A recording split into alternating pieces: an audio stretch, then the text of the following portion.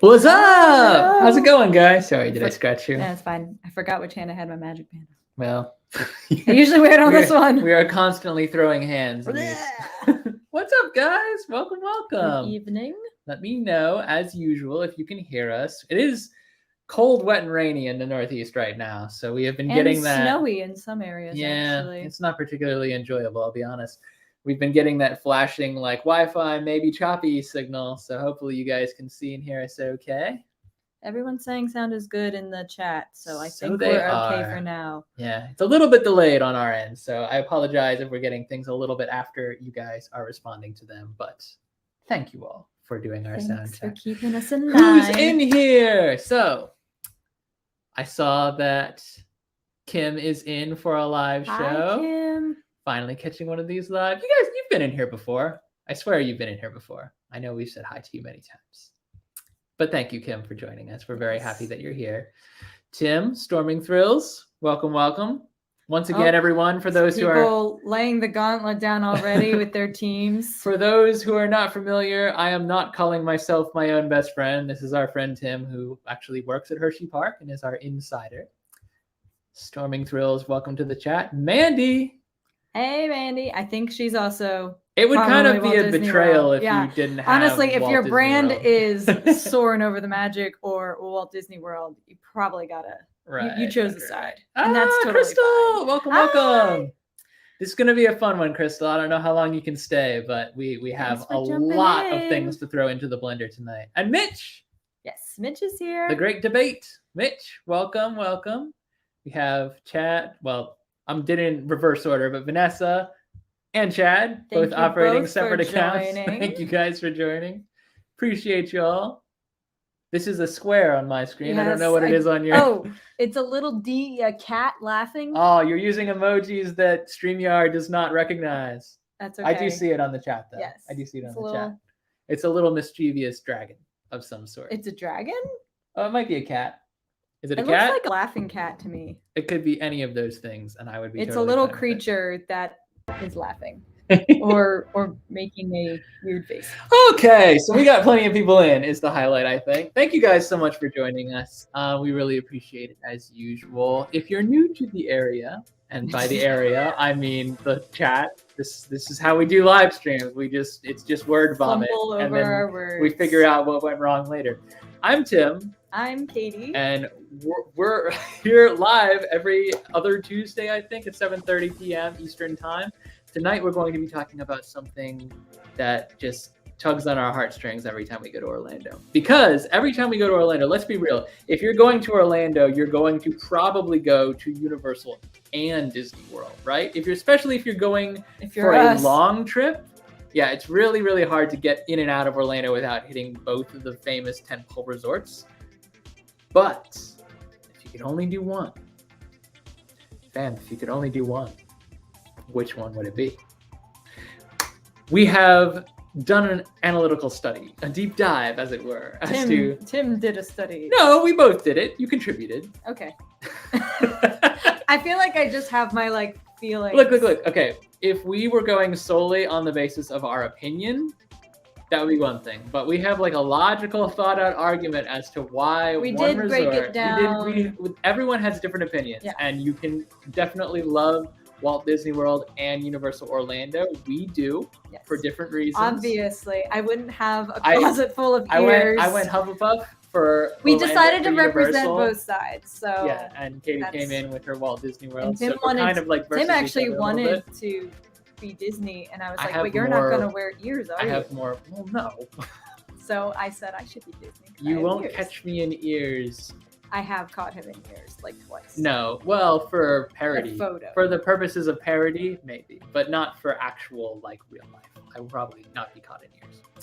So before we get into it, we do have some other things to talk about really, really quick. Right now, if you're not familiar with what's going on in the world of theme parks and roller coasters, IAAPA Expo is going on down in Florida, and as Hershey Park fans, I could not let the opportunity pass to show off the new Wildcats Revenge car. This was announced by RMC today. It looks pretty They cool. didn't have that hard, but they did. It looks insane. I love it.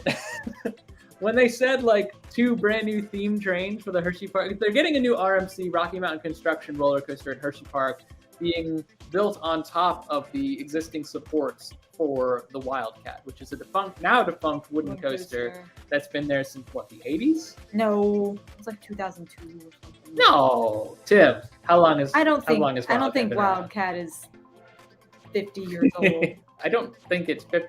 Oh my God. It's 2022. Yeah, that would be 50 years old. Yeah. All right, so maybe Wildcat not. Wildcat is not. I'm pretty sure Wildcat was early 2000s, but someone can correct me because I'm always wrong. Yeah. Okay. Well, it's not. I keep forgetting how old we freaking are. But Woodies that don't get a lot of maintenance show their age a lot faster. Wildcat was a little bit rough, so RMC came in and they're tearing down half of it and then building on top of what's left. And this is the train that they're bringing onto this new course. I'll be honest, like the current Wildcat, or what's left of it, was very, very unthemed and very, very unfun. I'll be realistic. It wasn't that great a ride. All right. Tim 1996. Okay. Thank you. So you were wrong and I was wrong. I said I was wrong. We're both wrong. Wow, we stared. How long did we look at that like gravestone that said like how long? I don't know. You think I look at something and memorize it? How old is If that were true, I would have passed honors English. 1996. I can't do the math. It's younger than me. The long and short of it is that Wildcat's Revenge is our new coaster. This car debuted at IAAPA Expo earlier today. It looks fabulous. They didn't have to go this hard on theming, but they did. And for that, we are very, very appreciative. I think we have some differing opinions as well about what it looks like. I know. Trains look weird. Weird.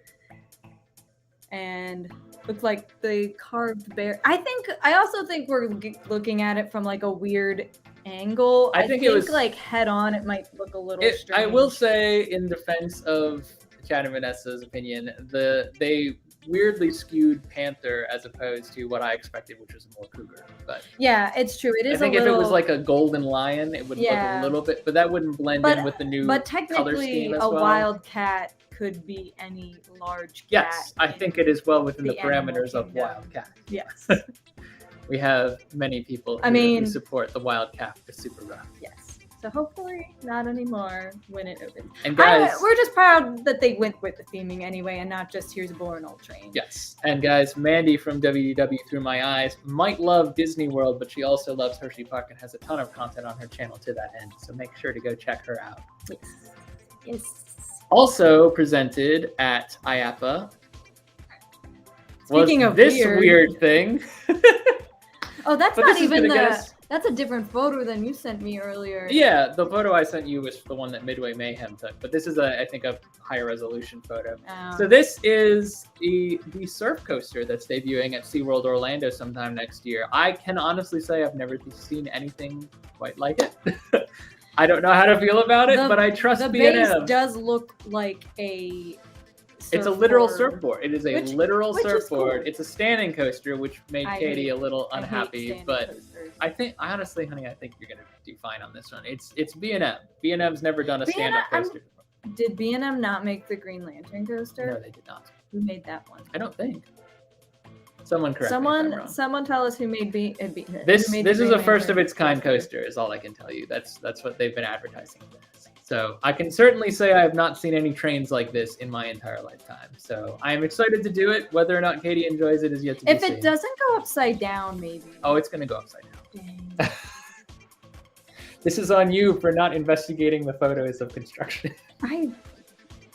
As soon as you sent it to me and it was stand-up, I disconnected. I actually do not know whether or not the seats bounce. They might be static, or they might do the pitching and turning thing. That would be kind of cool. I mean, it's a very cool concept. It really is. I like the theming. I don't like standing on a roller coaster. Oh, this was for Wildcat's Revenge. And Tim says 27 years was the lifespan of Wildcat. Or 26. He said correction 26. Or 26. Yeah. Oh, B&M did do the stand-ups. Don't listen to me when it comes to coasters, guys. I don't know anything. I just ride them and I have fun. And that's the end of my day. Wait. The Iron Wolf was stand-up coaster and a blank. Y'all can read. Yep. Oh, Mitch. All right. Well, this is coming to SeaWorld Orlando in 2023. We're super excited about it, whether Katie shows it on her face or not. And this transitions us for the credit. perfectly back into what we actually want to talk about tonight with you guys, which is very, very Orlando. Before we get into it, please do follow our socials. The Real Tim and Katie on Instagram, Tim and Katie on Facebook. timandkt.net is up to date. I know we've been saying for weeks that we just get it done. We got it done. I promised we would do it, and we did it. It is what it is. I mean, there's opinion posts and whatnot, but it's mostly just an SEO bank. So you guys can go on there and check out some fun pictures. There's a pretty detailed blog post about our experience at Field of Screams behind the scenes. Yeah. Beyond that, it's just a lot of fun. So definitely Instagram and Facebook, that's where we post all of our like day-to-day activities, like where we are, what we're doing. And there will often be special announcements, polls, whatnot on Instagram in particular. So please do follow so we can do more fun things with social. Tonight, the great debate. The great debate. So I think it was Kim that started us off this evening by saying Team Disneyland. I do want to say this is Orlando only. So if we love Disneyland. We love it. Hollywood. And Universal Studios Hollywood, while it is awesome, there's no comparing it to Disneyland. It is absolutely. In fact, some of the arguments we make for Universal in this debate would apply to Disneyland. Yeah. Actually, some of them. We won't jump ahead too much. So we're really talking like comparing those two Orlando resorts and a little getting into some issues about the company. Yeah. Obviously Disneyland is better than Walt Disney World. There's no debate there. Yeah. I think we should do a whole live stream on Disneyland at some point. Not just like we've done a trip report before, but we've not really talked about like how to get there, what to expect. If anything, we should do a Walt Disney World versus Disneyland debate. That will be a very short debate. So, tonight we are going to be talking about the Great Orlando debate. Again, if you're just joining, Universal Resort, wonderful in all kinds of different ways. Walt Disney World Resort, wonderful in all kinds of different ways. You can love both. It's not a crime. We do. But if you only had, let's say you were going for a 4-day, 5-day vacation, you only have so much money, you can only go one place, you can't do hotel hopping, you have to choose between one of these two resorts. They are close, but they are not close enough that you could be bouncing back and forth within the same day conveniently with a family of 5. So, looking at both of these resorts, which one is better for you? Which one should you spend your vacation at? Here we go. Are you all ready? We're going to have some fights tonight, and I'm okay with that. Just keep it clean. So we've divided this into categories. I think this is the best way to look at it because otherwise there are certain things that are going to put parks over the top right away.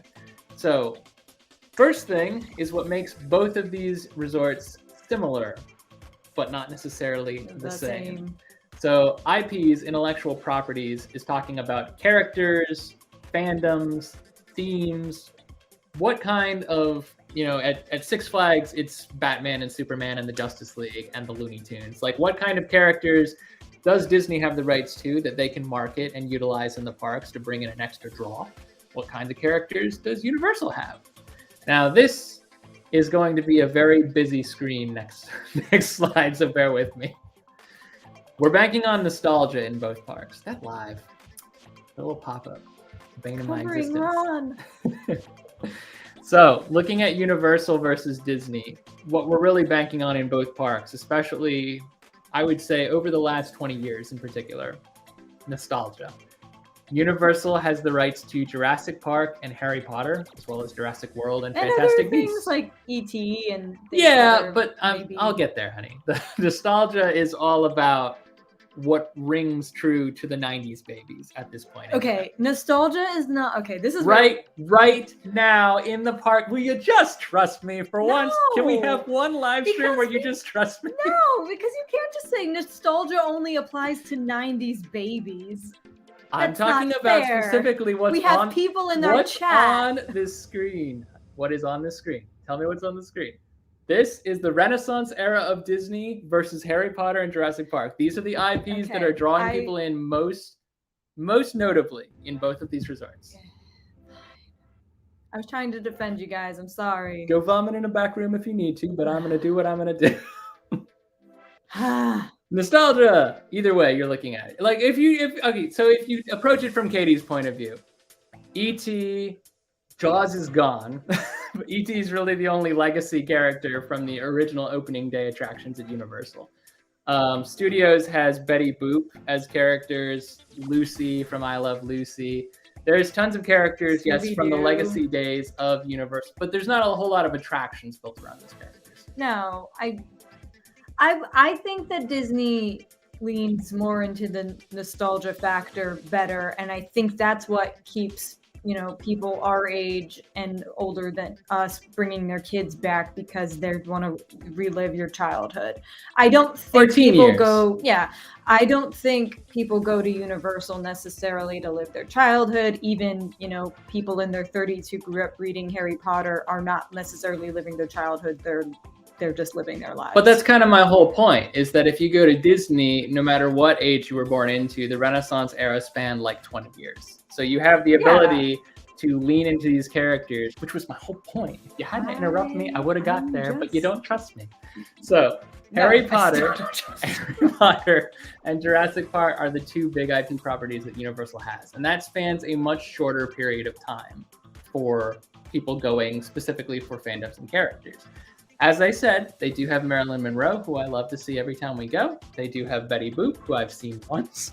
They have Lucy from I Love Lucy, and Popeye, Beetlejuice. Yeah, the stray characters that pop up in studios, which is why it's really worth visiting studios as opposed to just Islands of Adventure. But I think that Disney has a much stronger bank of characters and IPs from which to draw on, notably because their park was built on the stuff that they had. Universal's park was originally built to compete with Disney and capitalize on the Disney movement. And Disney's catalog has just kept growing since that time. So they keep pulling more and more stuff in. Whereas Universal, while they're accumulating IPs and partnering with DreamWorks, and that was a big thing. Illumination. We won't talk about it.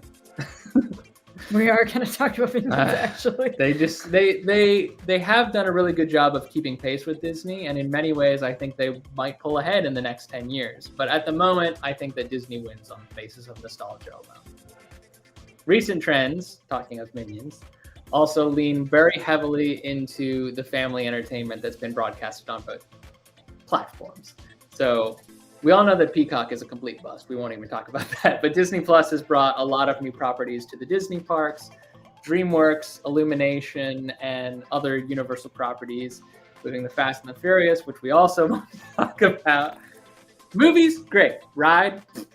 So these recent trends that are being brought into the parks are very, very hit or miss. I think that when you look at recent trends, Universal has done slightly better with the rides and attractions, looking at Velocicoaster, Hagrid's, things like that. Was Velocicoaster a recent? I guess it's Jurassic World as opposed to Jurassic Park. Yeah. But Disney you can tell that they really want to lean into these attractions and experiences with these new themes, but they're not quite sure how these things will be looked at 10 years from now as opposed to today. Which is smart on their part, because some stuff just fizzles out over time. Not that I think things like Encanto... Sorry. Not that I think things like Encanto are going to fizzle out necessarily, but it's best to wait and see. So Disney has, at the moment, more nostalgia to draw on as far as IPs. Universal leaning into the recent trends may help them a lot in 10 years, but for the moment, I think the winner of IPs is Disney. Yeah. Oh, yeah. Yes. Oh, do you agree? Yeah, I agree. I absolutely agree. Good. I thought I was arguing for Disney on this one in my speech. Don't trust me. You don't trust me, guys. I felt like he was singling out people that were born either before or after the 90s. What I was singling out, what I was highlighting was the Renaissance era of Disney. People who grew up with those movies. You don't have to be 9 years old to remember the Renaissance movies. You just have to be. I'm not 9 years old. To have appreciated the Renaissance movies. Why don't we just pick apart everything I said? This is fun. This is the debate. Yeah, we'll get there, Mitch. Agreed. Yes, agreed with this we as will well. Get there. Agreed with that as well. This is a good question too. How do we feel about so much Frozen? Frozen lands in that, because Frozen came out when 10 years ago, almost. I was in my early 20s, and we had just started going out. So it kind of has a weird place for me where I was still like an adult, but still felt very childish. And I also was coming from the place of like, I love Tangled and I love Frozen, but I was also still very disappointed in the abandonment of 2D animation. But I love the music. I don't know, it's too much Frozen in the parks. Frozen fatigue. I can see why people would have Frozen fatigue. I don't think I do yet. Well, let's be realistic. Okay, Disney. Frozen was the Iger era still, so we can't even really blame this on Chapek. This was a huge movement within the Disney community. It was the first real big, and I know you're gonna say Tangled, and I like Tangled too, but this was the first real big hit for post 2D Disney animation. And all across the country and the world, there were little girls dancing around and little guys and me dancing around in their living rooms going, let it go, let it go. So the fact that Disney saw that, and it's been almost 10 years, guys. It really has been almost 10 years, and Frozen is still enduring. Frozen 2, I thought, was actually very good. As sequels go, it was one of the stronger animated sequels I think I've seen from Disney, period. Yeah. So, and also, I'm kind of biased because Elsa is my favorite Disney princess ever, and probably never going to change. I just like those introverted, angry princesses. I have a lot of empathy with those introverted, angry princesses. So, all of this to say, I don't personally have a problem with Frozen being utilized. I am actually quite excited to see the Frozen lands up in Hong Kong and Disneyland Paris, and at some point Fantasy Springs with Disney Tokyo Disney Sea. I don't think that something that is good necessarily needs to be replicated identically everywhere. I have the same issue with Galaxy's Edge. If you're taking an IP and you're printing it and posting it as a themed land, let it be for that park only so that people have a reason to visit. Yeah. If you staple it all over the world, it loses some of its shine. So I see both sides of this argument. Yeah. We love Elsa. Whoop, whoop. Okay, so seasonal events. This is our second category. Yeah. This is where Universal really starts to shine, I think. But there's much to go into. There's much to go into here. There is much to go into here. We're moving forward. I think there are some shining things, yes. Halloween Horror Nights versus Mickey's Not So Scary Halloween Party. And other depending on what you want out of your spooky season. Yeah. They're very different. It's not like you can't do both. We sure did. No, we definitely did.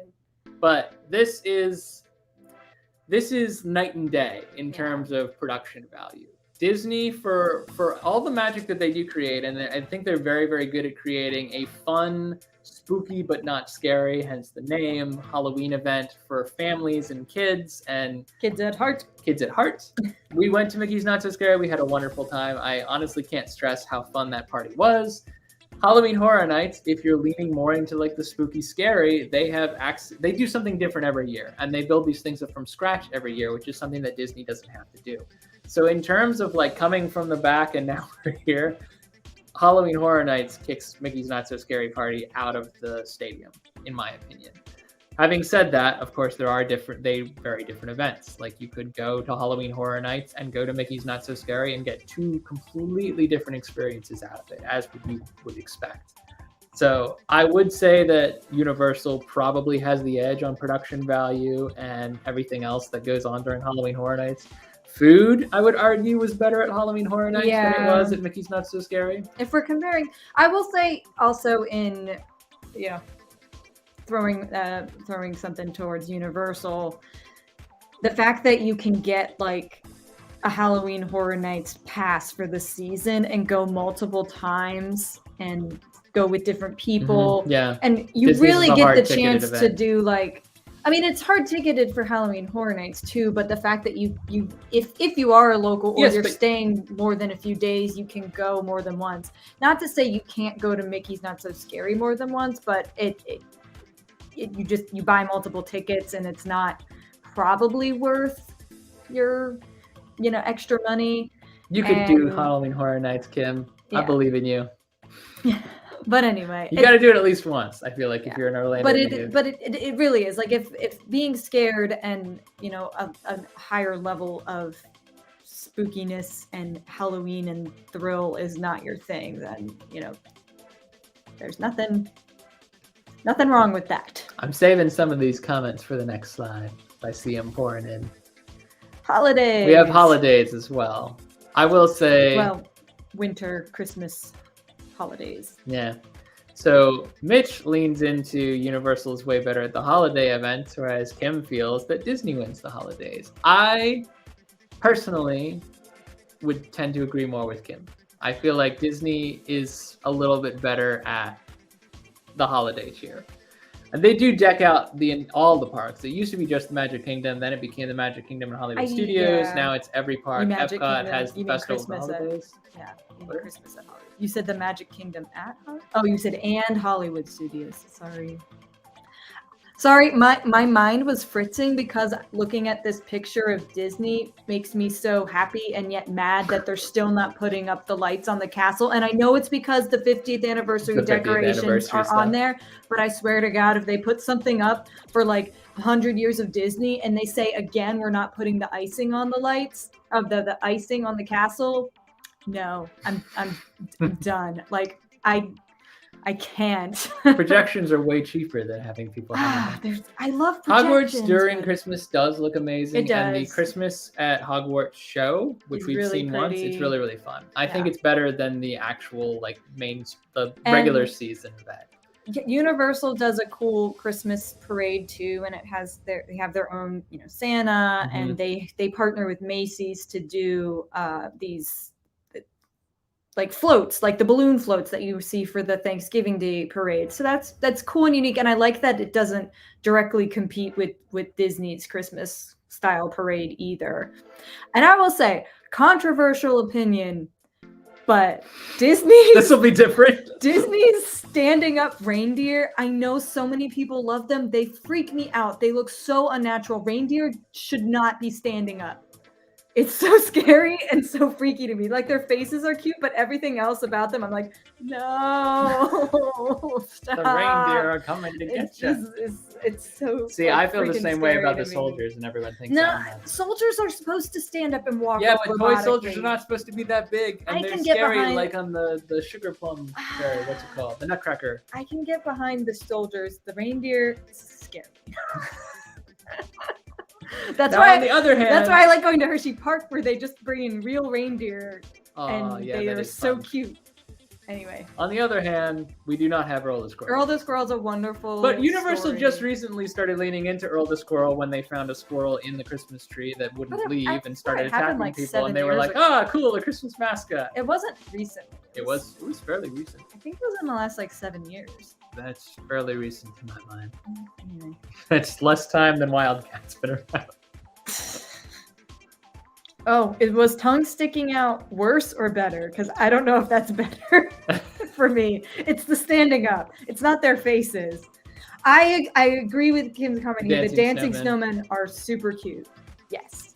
Yeah, if you've not seen Disneyland at the holidays, or Disneyland in holiday time, I don't know how to phrase it. I think it is a whole different vibe. And I love, we haven't even talked about like how they do it in Animal Kingdom with like the magical menagerie and those, you know, that troupe that comes out with their puppets and their animals, and it is very cool. I do remember the Osborne. That would have been cool. There's definitely things that we miss. I feel like if you do celebrate Christmas or like Christmas and the holidays in general, I think Disney captures that a little bit better. But Disney's built for it. I mean, the holidays, if you think about it, going around seeing the gingerbread houses, the magical sensations that Disney like prides itself on, that's kind of what the whole package of Christmas is supposed to be. So Disney has kind of an aesthetic advantage from the gate, and Universal is always trying to keep up. And I think Universal does a great job at holiday stuff too. But take, for example, Mickey's Very Merry Christmas Party, or whatever it was last year, Very Merriest After Hours. Mm-hmm. The only thing that Universal has to compare to that, even remotely, is Grinchmas, which is a cute event, but it's we've never seen it. No, we've seen a lot of people do it. And people do talk about loving it. So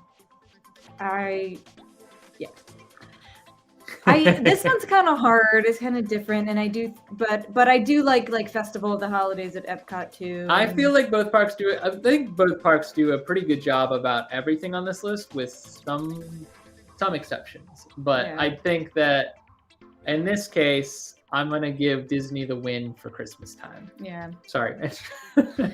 Yeah. But it's our opinion. This is based solely on what's available and what's not at each park, and what they have to compare, and how that affects the experience. And so I think that Universal has a clear advantage at Halloween Horror Nights time, and Disney has the holidays on lock. Yeah. Now we talk about after hours events, which Disney hasn't done in a while, but they're coming back in 2023. Yep. So we're super excited. We have done 2 after hours events at Disney. To be clear, these are not So Scary Halloween Party, Very Merry Christmas Party. Actually, technically, we've done 3, because we did After Hours at Villains After Hours, we did Animal Kingdom After Hours, and we did Mickey's Very Merry After Hours last year. Oh, we did. That's right. Because they did the partial party last year. Mm-hmm. So after hours, if you're not familiar, is the best thing about them at Disney is the limited capacity. They sell only so many tickets, and it's supposed to be, they don't tell you what the capacity is, but it's estimated to be somewhere around like 13% of the park, which is an insanely low number. Now, because of that, it's an insanely high ticket price, and the downside is you only get like 5 hours. But you would not believe how much you can get done in 5 hours. Plus, that ticket price also includes food. So you go around, you pick up hot dogs and popcorn. After hours, that includes, I think, all you can eat popcorn, Mickey bars, and soft drinks. They added hot dogs for Very Merriest. I don't know. If maybe, but you can't walk up to Casey's Corner and no, get you something. Can't. Not every restaurant. Well, you can buy things. Yeah, you can buy stuff, event, but it's not every free restaurant food. is open. Yeah, it's not. It includes. Let me put it this way: it includes sustenance. It includes may snacks. Not include your favorite food, but it includes plenty of food that is in some form or another unlimited. If you can it's eat bottomless. You can keep going more back than for popcorn. one Mickey bar in 4 or 5 hours. Good for you. I can barely eat one. I eat one thing and I'm like, okay, I'm good.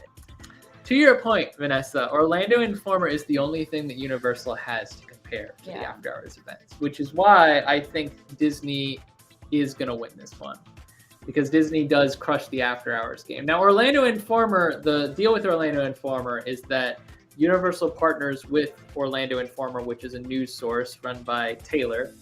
I don't know his last name, but I know we've met him, and he's a cool dude. That guy, Taylor. He's a cool dude.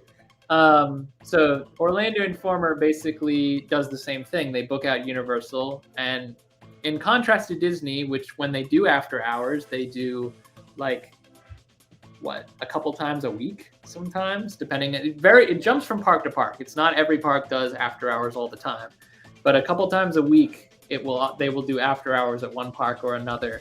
And then it'll rotate through, and you can book after hours really anytime you want, as long as they have tickets available. Are you talking about Disney now, right? Yes, I'm talking about Disney. Orlando Informer, on the other hand, is I think 3 or 4 times a year, and it used to not even be that. It used to be twice a year, and I think it started at once a year, as most events do. Yeah. And you can either book 1 night or 2 nights, which are usually back to back. Right, 3 nights sometimes. Yeah. They usually do the weekends. So Orlando Informer is the same thing, though. Partnering with the Orlando Informer news outlet, Universal sells limited capacity tickets that give you private access to the parks. And same thing. I mean, totally worth it. We've done only 1 so far, but we're hoping to do another one. 2. You're right. We've done 2. We've done the winter one and then the summer one. Yeah. Amazing event. Loved everything about it. And the thing about multiple rides on Hagrid's without virtual queues. And with the Orlando Informer event, they, depending on how they do it, usually we've had it where they've given us either like a buffet that was pre-set up and we just show our wristbands or a ticket and we get like a meal already covered. Yeah. Or they say, here's a voucher, you can use it for a meal at any restaurant you want before the event officially starts. So they feed you before the event officially starts. There's a cap on what you can use that voucher at. Yeah, I mean, but you can use it at any restaurant. And I think you can use it at City Walk too, but I'm not sure. And then once you get in, you literally have whatever food you want you've paid for it. I don't want to say for free because you did pay for your ticket, but you can go get a churro every 15 minutes if you want. You can get soda. You can go to 3 broomsticks and get whatever food you want. You can park hop and get the same thing at Diagon Alley. You can eat food. I mean, if you want to, you could just straight up eat your way through. I wouldn't recommend that because you're missing out on really short ride times and stuff like that. But I don't know. While Disney might do more after hours events and maybe do them better, I think the price point is better at Orlando and Former. Well, no, I don't agree. And to get free food, and we don't agree. But I think Orlando Informer does crush the food game, but I don't think that is all there is to an after hours event. I think plus it's 2 parks. The whole draw of fine. Yeah. Fine. The geography element. You get 2 parks to yourself for like 5 hours and all the food you want. But those 2 parks don't contain between them really the same number of attractions that say Magic Kingdom has. Magic Kingdom is overwhelmed with attractions. It's not just rides, it's also like what's it called? Storybook Circus, where you can go play around. It's Tom Sawyer Island. These things, not all of them are open during after hours, but a lot of them are. If you're going to after hours, can I just say one thing? Going to Tom Sawyer Island, can I just say one thing? Just say it. No. God almighty. Okay. Orlando Informer, I feel, crushes food. I think there's no comparison between the 2 events. Orlando Informer does food better. Disney does everything else better at after hours. I don't think so. Well, too bad because we're moving on. You can move on if you want. I just don't think that's true. I mean, why do we even bother looking at these slideshows in advance? Because these are your opinions. No, we sit down and we review them, guys. No, I swear. I thought we had decided. I swear to Orlando Informer was better than after hours. I swear to you, not 2 days ago. She was like, we looked at these last night. You showed me the slides. You didn't say which one won every category. So, Run Disney has no comparison at Universal. None. Which is a detriment to Universal. That is a big thing. Run Disney happens at Disneyland. It does happen at Walt Disney World, and it happens in all 4 parks of Walt Disney World. Sometimes 2 parks in one day. You can run from one park to the other. We did for Run Disney half marathon. We went from Epcot to Magic Kingdom, back to Epcot. So there's nothing like this at Universal. I think there should be. I think it would be super fun.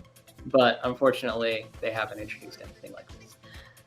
I think it's more of a logistical problem because your Universal is smack in the middle of Orlando proper, and getting the permits to shut things down for people to run is probably what's holding them back. I also would love to see it, but I can understand why. Disney has like shuts down a portion of like their not private roads, but like their resort property roads. I mean, I would love running through Islands of Adventure, and I mean, Universal does have roads like Disney or if they does. Started us in what's the water park called? Volcano Bay. The issue, I think, is that Universal sits right on I-4 as opposed to Disney, which is isolated the way you said. Basically what I was saying. So I know. I'm. You're agreeing with me? I hate it here. Send help. It's agreeing with me. I think that Disney, because they have the ability to offer Run Disney events, because they do own their own property and they can run you back and forth between the parks or through the parks, gives them an edge over Universal because Universal doesn't have the capacity to offer something like this. Guess you could just do a loop around Islands of Adventure. That's what I'm saying. You could do a 5K. 8 times. Alton Towers did a 5K just the other day. Yeah. Then there's festivals at Epcot, for which there is nothing really particularly comparable at Universal. You could make the case that Mardi Gras offers a couple of booths. I saw someone post about Mardi Gras. I would say Mardi Gras and because the HHN booths are not open except during HHN. I lost track of the comment. Right? No, the HHN booths are not operating until well no I don't mean they're operating year round. I mean, are they operating for regular park guests or is it only for HHN guests? You can go to the booths during the day and get the food. Not all of them, but many of them are open during the day. I would argue that they have food booths similar to festivals at Epcot, but as far as the whole event of like Festival of the Arts, Festival of, the holidays, Flower and Garden, like to the scale that Disney does it is different. Like they do have like the themed Mardi Gras parade and whatnot, but it's not quite the same. But the food's decent at the food booths. Yeah. I just feel like there's nothing truly comparable because for Epcot, for better or for worse, and we don't always like this about Epcot, but there's always a festival going on. Like no matter what time you go, there's always there's like 4 Festival weeks of the Arts, year. there's Festival of the Holidays, there's Festival of Flower and Garden. Yeah, it just keeps going and going and going, and I think that this is where Universal loses out. Now, granted, they only have 2 parks to Disney World's 4, not counting water parks. We're only doing dry parks as part of this live stream. Honestly, I feel like they may have been extending their festivals at Epcot to make up for the fact that like a third of the park has been under the construction for so long. I mean, I can neither confirm nor deny that because we haven't been to Disney World regularly since or before 2020, I would say. We went in 2020. I think Devin said at some point that festivals used to be shorter. And you used to have more time in between festivals to just enjoy Epcot, which for people who are locals that go there a lot is nice because festivals bring people. And, when the festival goes on for 3 months, which I think is Flower and Garden, I think is the one that goes on forever. It keeps people there, and then the festival's gone for like a week and you get to enjoy some quieter time, but then the next thing you know, the next one's back and everyone's back at it again. Well, all these things combined, I'm sorry to tell you, Disney wins. It's just looking at the seasonal, the after hours, all of the different things that Disney offers. I'm not saying they're cheaper. I'm not saying they're better, but I think they are better at managing these off-season events. Disney and offering for them. Holidays and festivals, yes. After-hours events, no. Well, we disagree on after hours, clearly, but I swear we agreed 2 days ago. I stand Orlando Informer and the free. We can't. There's nothing wrong with Orlando Informer. We love Orlando Informer. I'm just saying. I think Disney offers more over the whole span. There are things that Universal does better. There are things that Disney does better. We're not here to debate that either of them does things badly, although there are things that some parks do badly. You just like being able to ride Flight of Passage like 4 times. Everyone likes being able to ride Flight of Passage 4 times. That's all you would do it after hours. I think the issue is that you're stuck on after hours events and you won't let these other 5 things we just talked about sink in. I'm not saying that Disney shouldn't have won that category. I'm just saying I don't think they should have swept with 3 out of 3. They weren't swept. There were 5 in there, dear. There were 5 events in there that we talked about. And Universal had no combatants for 2 of them, which is a big thing. There was a longer break in between festivals. That's what Mitch said. Oh, Food and Wine is the Mitch also thinks I'm on Chapek's tab, and I am offended. I am offended. Food and Wine. I feel like Food and Wine does go on a little bit longer. Okay, I can't remember. There was one that just keeps going and going. Yeah, there are some people for whom Flight of Passage is not a good fit. No go. No go. Well, you're not gonna like this category. Park food. I mean, if we're talking specifically about what food is offered, I think Disney probably has snacks, meals, and beverages. So this is a shot of, on the top is Confisco from Universal, and on the bottom is Be Our Guest, which both places, and to be honest, I could have probably picked a better restaurant than Be Our Guest, but that was the first thing that came up when I typed in Disney food, and I was like, it's a nice picture. I think that the food between Confisco and Be Our Guest is actually quite comparable, but Be Our Guest is obviously a very different type of restaurant, and we'll get to that in a second. We're not talking about theming. We're just talking about theming. I'm just trying to head off any future debates. I don't know if I'd compare like what food is offered at Confisco to Be Our Guest specifically. I would say maybe more of like, this is actually, and I'm pulling up Mitch's comments because it's important to note that our friends Mitch and Devin are vegans, and Universal, I think, is a little bit better offering vegan like food in a more diverse, I would variety, be interested more hearing from them what their experience is with. I think Disney is starting to vegan catch food. up, but Universal, I think, has a lock on the vegan game. Speaking broadly, though, and I do agree, I do agree that the food is not my favorite part of VR Guest. It is expensive to go there. I literally plucked this screenshot out. I will say though, I was expecting Be Our Guest to be a lot worse, and like the 2 times we've gone, I've been like, I don't know, it's not that bad. It's overpriced, probably. But that's also Disney. We do have strong opinions in the chat. I don't know. I mean, I have had. The reason I feel that, so I'm gonna give this one. I'm gonna give this one to Disney, but we got so much to get through, you guys. We have so much to get through. I will say Disney does certain things well and certain things poorly when it comes to food. Not every Disney restaurant is a knockout, but what you can count on at Disney is variety. At Universal, we've got 2 parks. We've got 100 dining options total. A little more than that, but like around 100. And at Disney, across, granted, more parks, we have more than 200 dining options in the parks alone before you even consider going to any of the resorts where they have 5 or 6 more per resort and something stupid like 20 resorts to choose from. Mm-hmm. Across the Disney property, Disney has enough restaurants that even if 1 in every 5 is not so great, the other 4 or 5 have done a pretty good job at being pretty good or excellent. Really, in those 2 categories, there's not a whole lot of oscillation between the 2.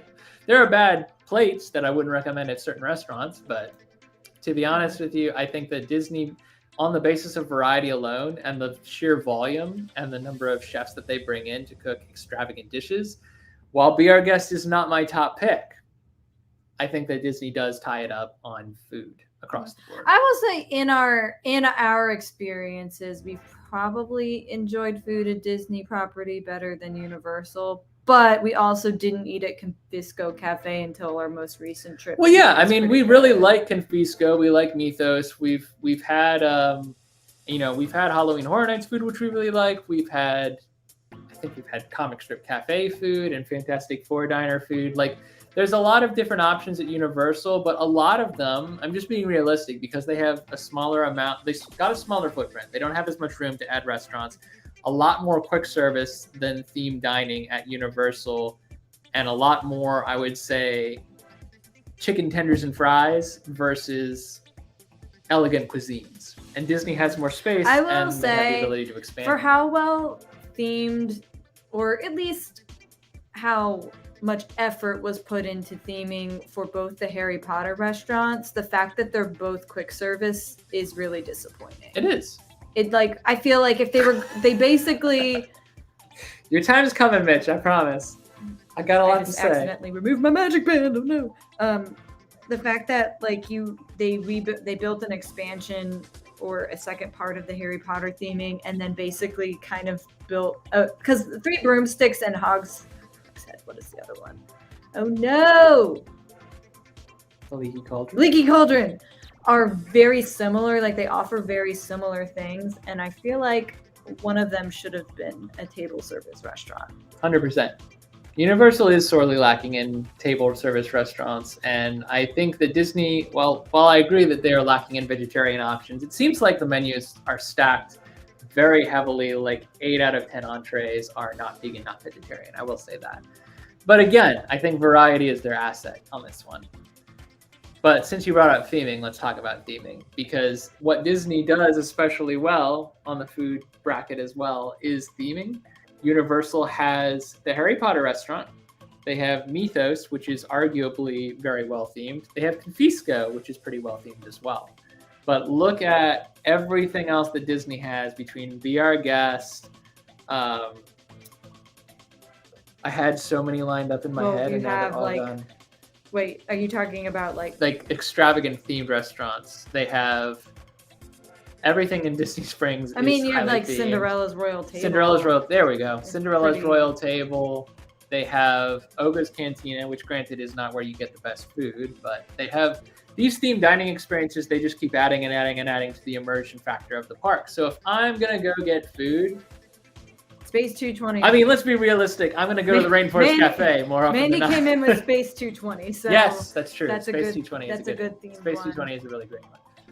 I will also say that all of the food is overpriced at both parks. So you're really paying for the experience. Also, walk into like almost any given like Epcot country representative restaurant, and they're usually pretty well done on the inside. They may not have like IPs or whatever, but they're usually like, you walk in, you're like, oh, this is the China Pavilion. This feels like a very Chinese restaurant with the architecture and the music and everything going on. So I think Disney may have the theming game done, but I'm hoping they turn it up in Epic Universe, but we'll get there. Won't get there yet.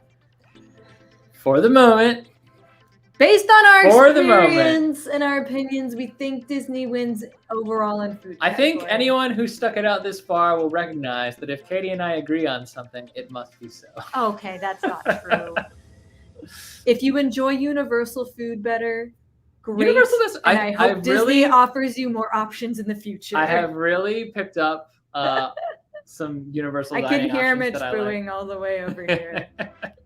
I have started leaning more into Confisco and some of the options at Universal that I really, really like.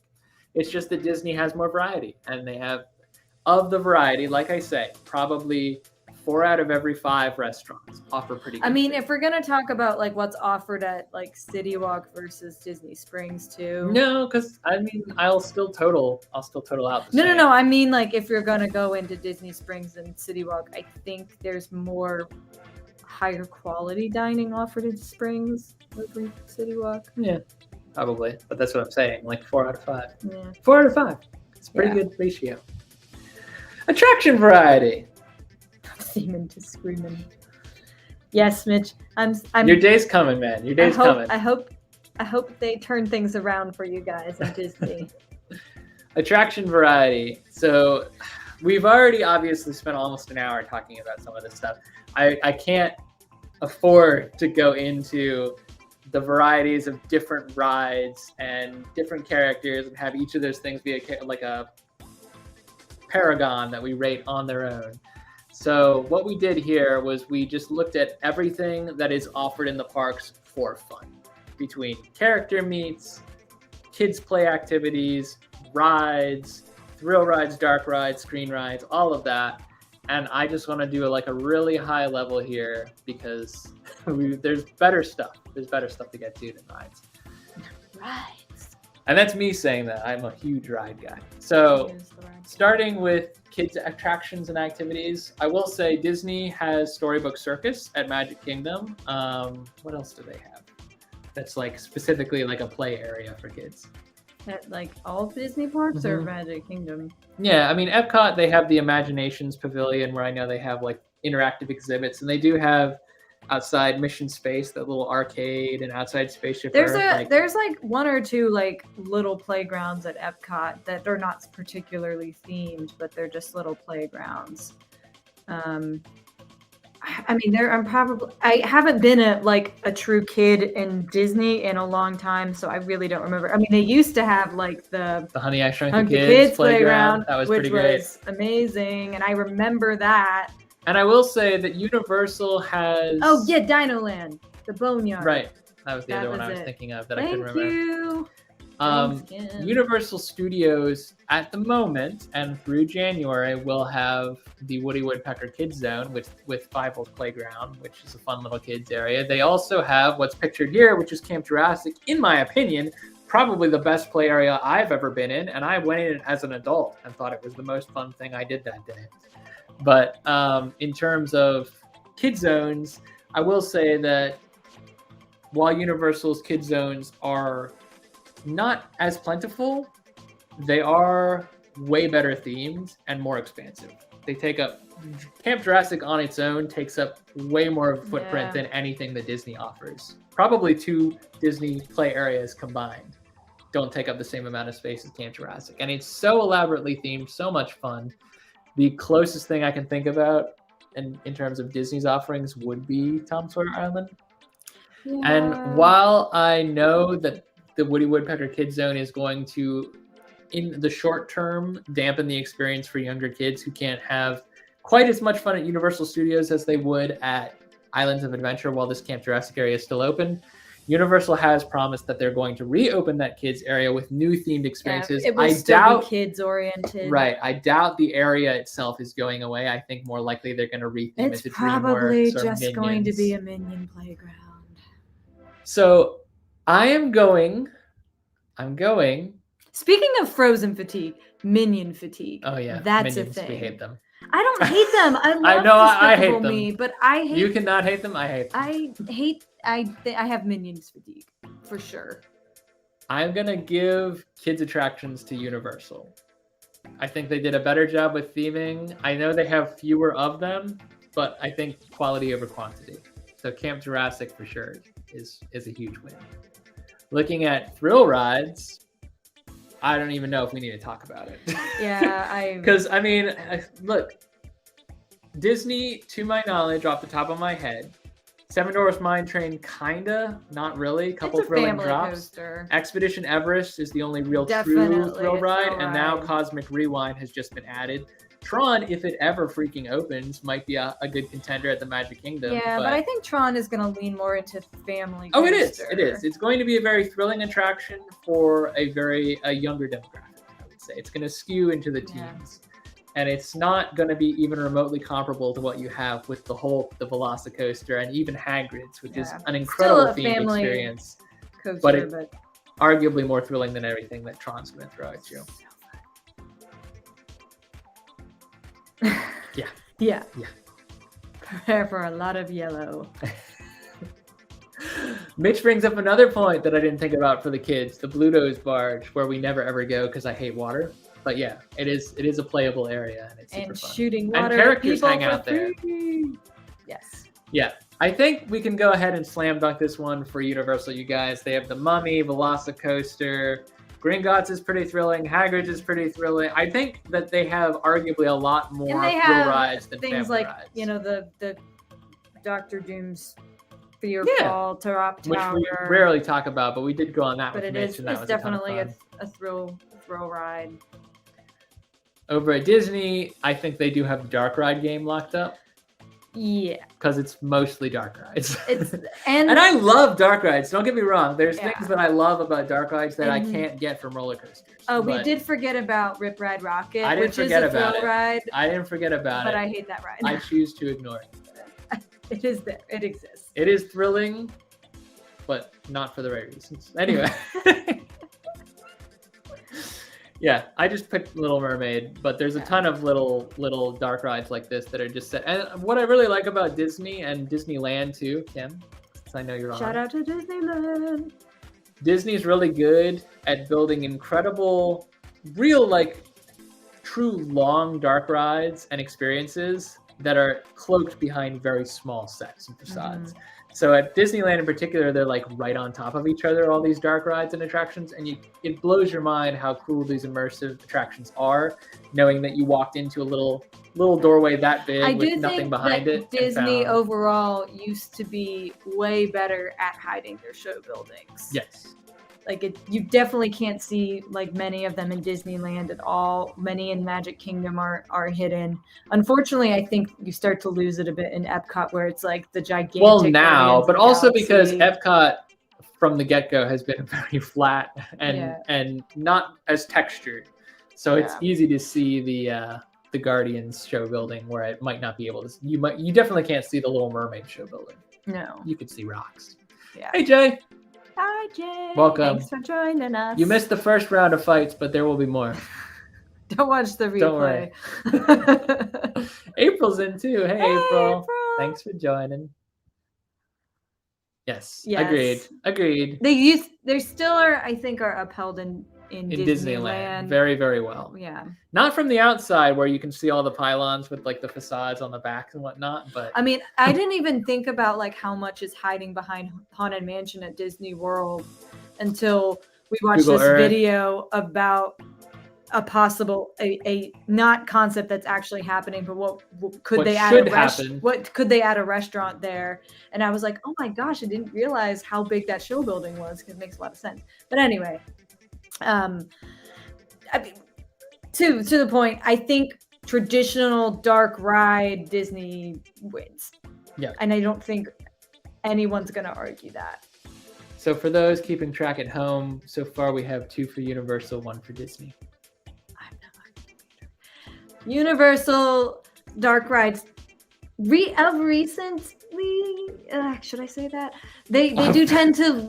You did. I don't know. No, I was trying to think of how to say it. I feel like Universal's dark rides do tend to be a bit heavy on the screen base, which is something that Disney's kind of leaning into a little bit too with rides like Ratatouille, and I'm hoping that's not, and like, I don't mind the occasional screen ride. Flight of Passage is probably one of my favorite attractions. Yeah, but there's ever like made. there's a unique element to that screen ride. Yes, it's a flight and theater. there's enough unique elements to Ratatouille too, and Spider-Man is a really good screen ride at Universal. Oh, sorry, I thought you were about to say. I was like, not the one in Disneyland. No, the one at Disney. But that's the point. Like, yeah. I feel like there's an emphasis on screen rides because they're cheap to produce. In Universal Studios, before Disney ever laid a hand on it, Universal did lean a lot into screen rides at studios in particular. Islands of Adventure a little bit less. I think screen-wise, it's only Kong and Spider-Man. But yeah. Universal, I think, is much more reliant on screen rides. And I'm hoping that with Hagrid's and the Velocicoaster being the successes that they are, they're going to do a lot less of that for Epic Universe. Yeah. And we're not including this in the debate overall, but Universal's Secret Life of Pets ride in Hollywood is excellent. Yeah. So I'm hoping that more of that kind of style of ride is brought into future Universal projects, to be honest. That's the other thing. Screen rides are motion sickness sensitive. And I feel like I know my timer will hit one day. One day my body will not like screen rides anymore. No, you just have to overexpose. You have to just keep going back and do it again and again until your body's like, fine, whatever. Every time I ride the Spider-Man ride at Universal, that was like my first Universal ride, and I really like Transformers too. But it really feels like you're in the Transformers movie. Wouldn't exist without Spider-Man. Correct. And I care more about Spider-Man than I do the Transformers. So Correct. That nostalgia, remember that buzzword, is there for me. So I don't know whether to consider this a win or a lose for Universal. Their screen rides are arguably better than Disney in the sense that they have more of them, and in that their volume means they're gonna automatically have a couple of winners and a couple of losers. If Universal run one for thrill rides and we're lumping screen-based dark rides and regular dark rides, we're not lumping those two. Oh, okay. So Disney wins on dark rides. Disney wins on dark rides. Screen rides, for better or for worse, Universal has more of them. I think Universal wins on screen-based dark rides. Yes. Yeah. That's what I think. The ones that Disney truly leans on are things like Midway Mania, which is honestly I don't love that's a controversial opinion too. I really don't care for Midway Mania. I don't love shooting games. Avengers Campus Spider-Man. Oh god, riding the Spider-Man ride at Avengers Campus was probably the most disappointing thing. This is a huge point because Hogwarts, the Forbidden Journey, the Hogwarts attraction at Universal, while it is very triggering for motion sickness, I think is probably the best screen ride. Yeah. If you can in stark contrast to the previous comment. Yeah. If you can do it, it is a pretty amazing ride. And the concept and the technology. It is tough. It is heavy on. Universal wins on screen-based rides. Should they make fewer of them, or add more, go back to their roots with more of like the Spider-Man thing and less of the because the one that comes to mind that sucks is Supercharged, Fast and Furious Supercharged. Blood. Hate that ride. Yeah. I know it's tough, but it is a really good ride for those who can tolerate it. Characters. Disney World. Sorry. There's not a lot to talk about here. Disney has more. We talked early on about how Disney has more IPs to draw on, which means there's more characters you recognize. And honestly, I believe their quality of their characters and their costumes and really, really being in character. I don't know what they do, but they drill it into you in Disney. And I'm not saying that the people who work the characters at Universal No, they're all great character actors. The costumes, though, are even of lesser quality. We love seeing Marilyn, and she's always lovely. But I do think that, and Beetlejuice, shout out to April. Meeting Beetlejuice was probably one of the highlights of my spooky season. But I do think that their costume quality is lower at Universal overall. And maybe we have a whole, just to address this comment, we have a whole category towards the end here talking about inclusivity and accessibility. So we'll get to we have not gotten to we have not gotten yet. to it yet. But I am heartbroken that Harry Potter is not accessible to everyone. I'll say that. Yeah. Okay. Disney wins characters. So total we have, I'm just going to go back through. 1 for Disney here. 1 for Universal here. I don't count Universal. Okay. 1 for Disney here. 1 for Universal. 1 for Universal. So it was 3 out of 5. Yep. Which makes Universal the winner of round 4. In our opinion, don't come for us. No, come for me. No, don't come for us. I want to fight. Who wants to fight? Disneyland character meets are amazing. Yeah, we are not going to be comparing. We have brought up Disneyland a lot, but that's just because it's more for like a Disneyland. reference point than it is for. Yeah. Oh, Jay just bring up another point. Meeting one of the Transformers at Universal is pretty cool. Yeah. Especially if you get Bumblebee and he's playing the music, is pretty cool. I think we've met Megatron and Optimus Prime and Bumblebee. I have not met cool. Megatron. Oh no, we did meet Optimus because he was in a thumbnail at one time. Mm-hmm. Just you wait, man. Just you wait. Tim checked out a little bit. Here we are. Exclusivity and accessibility. So most of this, I will say, pertains more to the availability of certain things to certain people. So before we page over to the meat of what we want to talk about, let's talk about fluffy inclusive attractions, if that's how we're going to define it. Yeah, if that's an okay way to define it. I don't want to offend anyone. No. But no. I will say, I mean, notably because Universal is reliant more so on thrill rides than family rides, there are certain rides that are not going to be safe with a certain body type. Well, yeah. And there's weight limits in place for safety reasons. But I do think that because they're sorely lacking on family attractions in certain parks and in certain areas of Universal, I think Disney does win on fluffy inclusivity. Yeah. And so we can count that in a point. I think you can, their favorite.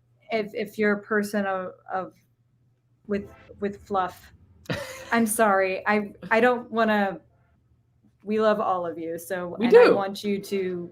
I don't want no discrimination on our part. But I'm trying to think. If you've had better success at getting on ride safely and being comfortable in Disney, that is important, and that makes a big difference in your vacation. And if you're going to soak up all the Harry Potterness and can't get on the rides, I mean that's could be a big thing to consider when you're trying to go plan your vacation. Yeah, 2 things on this really quick. I will say that, and we've gone out of our way not to watch Cosmic Rewind POVs, so I cannot confirm or deny whether this is true. But as far as I know, Cosmic Rewind does not go upside down at the speeds which it's going and the technology that it's using, which would be an issue if we were talking about how to accommodate plus size.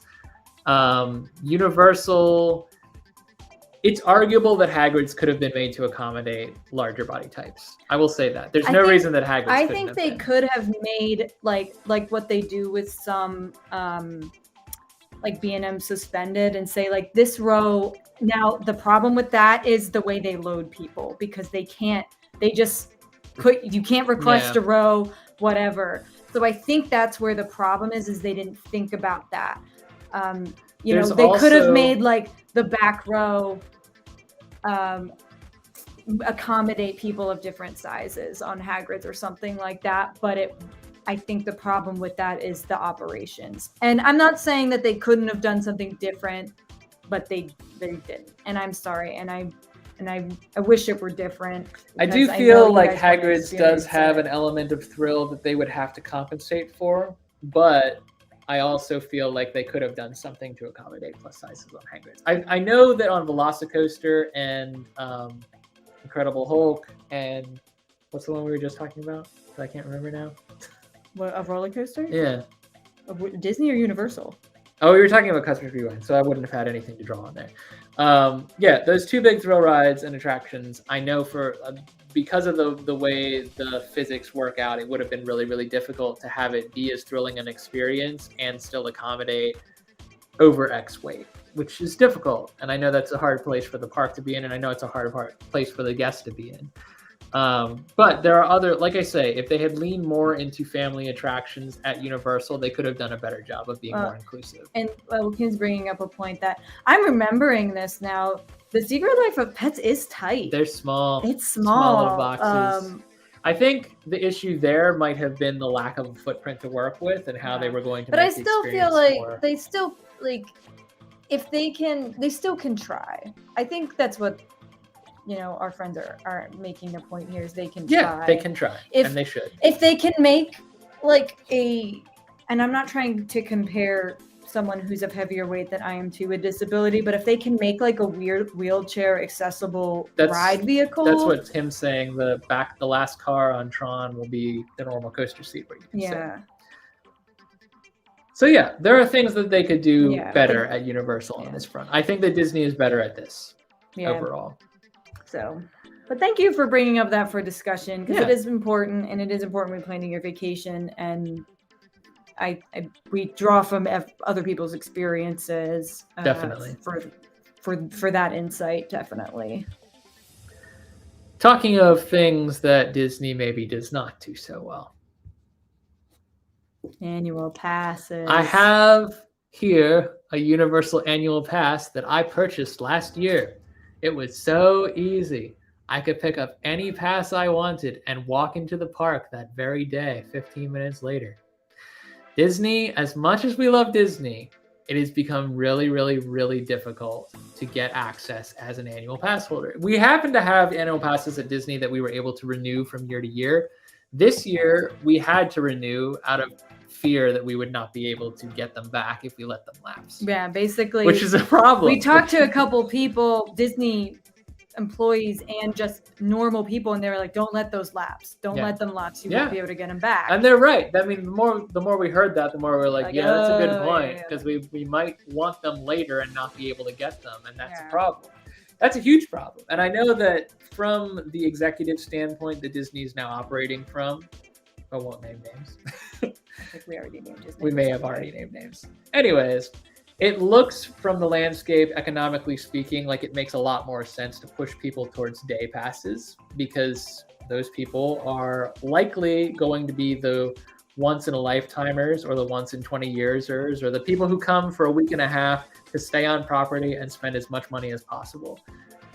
But as Florida residents who are impacted by Disney, or people who go regularly to Disney to escape their daily lives, it becomes very, very difficult to get into the park right now. Well, the fact that, like, we knew at least 3 people that had moved to Florida at some point during 2020, 2021, and we had annual passes and they didn't, and they were just like, just waiting for my annual pass, and you know, they're scrounging up a day pass every once in a while just so they can go with friends and stuff. I mean, that was it was just awful. And they repeatedly freeze them out. And I know we're not talking about Disneyland, but they freeze out Magic Keys all the time too. Oh, Magic Keys have been huge. They've gotten the real short end of the stick, because there are a ton of blockouts at Disneyland versus Disney World because capacity is smaller. You don't have as many days to give away. And talking about capacity too, Universal, as I said, we bought our season pass and we walked into the park 15 minutes later. That was the thing you could do at Universal. At Disney, because of the reservation system, which to some extent, and to be fair, I do understand, but I don't think there's a need for it anymore. No, there was not a need for it really after 2021, and they're keeping it in place merely so that they can... No, because it works. They're keeping it in place the big man upstairs says so that they can feed you into an algorithm and figure out where to put kiosks, how to run parades, yada, yada. But the problem is it makes it incredibly difficult for people who are only going once and might not know how Genie Plus works, or we'll get to Genie Plus in a second, might not know how to make park reservations. Like, there's so much to do at Disney before you get to Disney now that it becomes really off-putting for people stressful. who are only there for a day or two. Yeah. It's true. Disney doesn't want pass true. holders. They want people to buy day tickets or week passes. And that vibe is packs. felt. I mean, it does have an impact on the overall vibe of the park. People go in, and the Disney magic is there. And I don't want to communicate that the Disney magic is not there. We love Disney, and we see magic in the cast members and the theming and the immersions and the rides and everything that Disney does once we're there. Yep. But Every time. as you're walking in, you're like, oh, thank God we finally got in here, and that shouldn't be. Yeah. That shouldn't be. Yeah. It's already happening, man. We're talking about it. The thing is, like, but we'll like talk about it all day. But already we're like, when we go back to Disney. But that's my point. We will keep going. I mean, to some extent, we are gluttons for punishment in that regard, because we're not hypocritical about this. We will keep going. It's once we're there, we're so happy.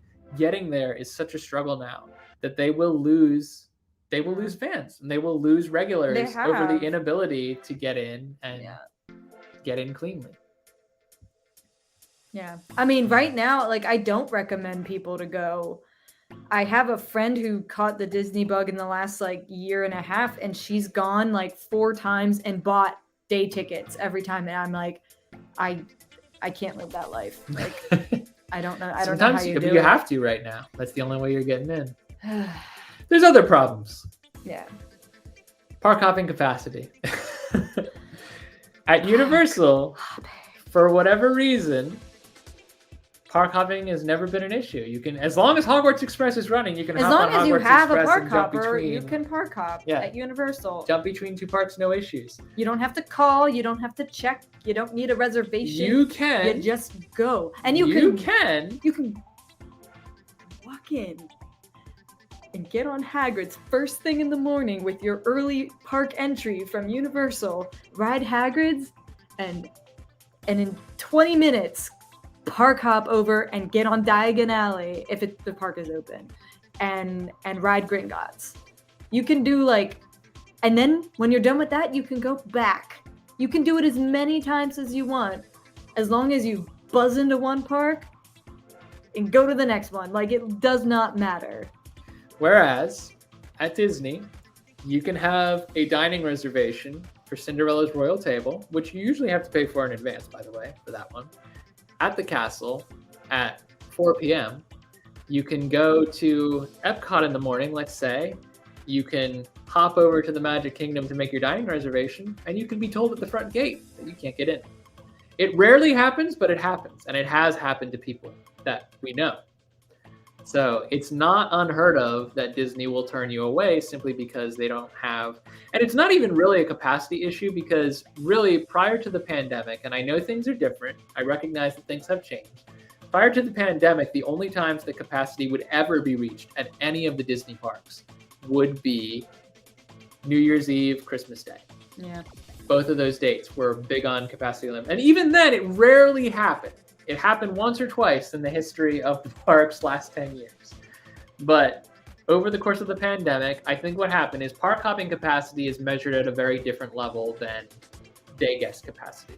And what they want to do is they want to leave 30% of the park open for day guests that's not accessible to park hoppers.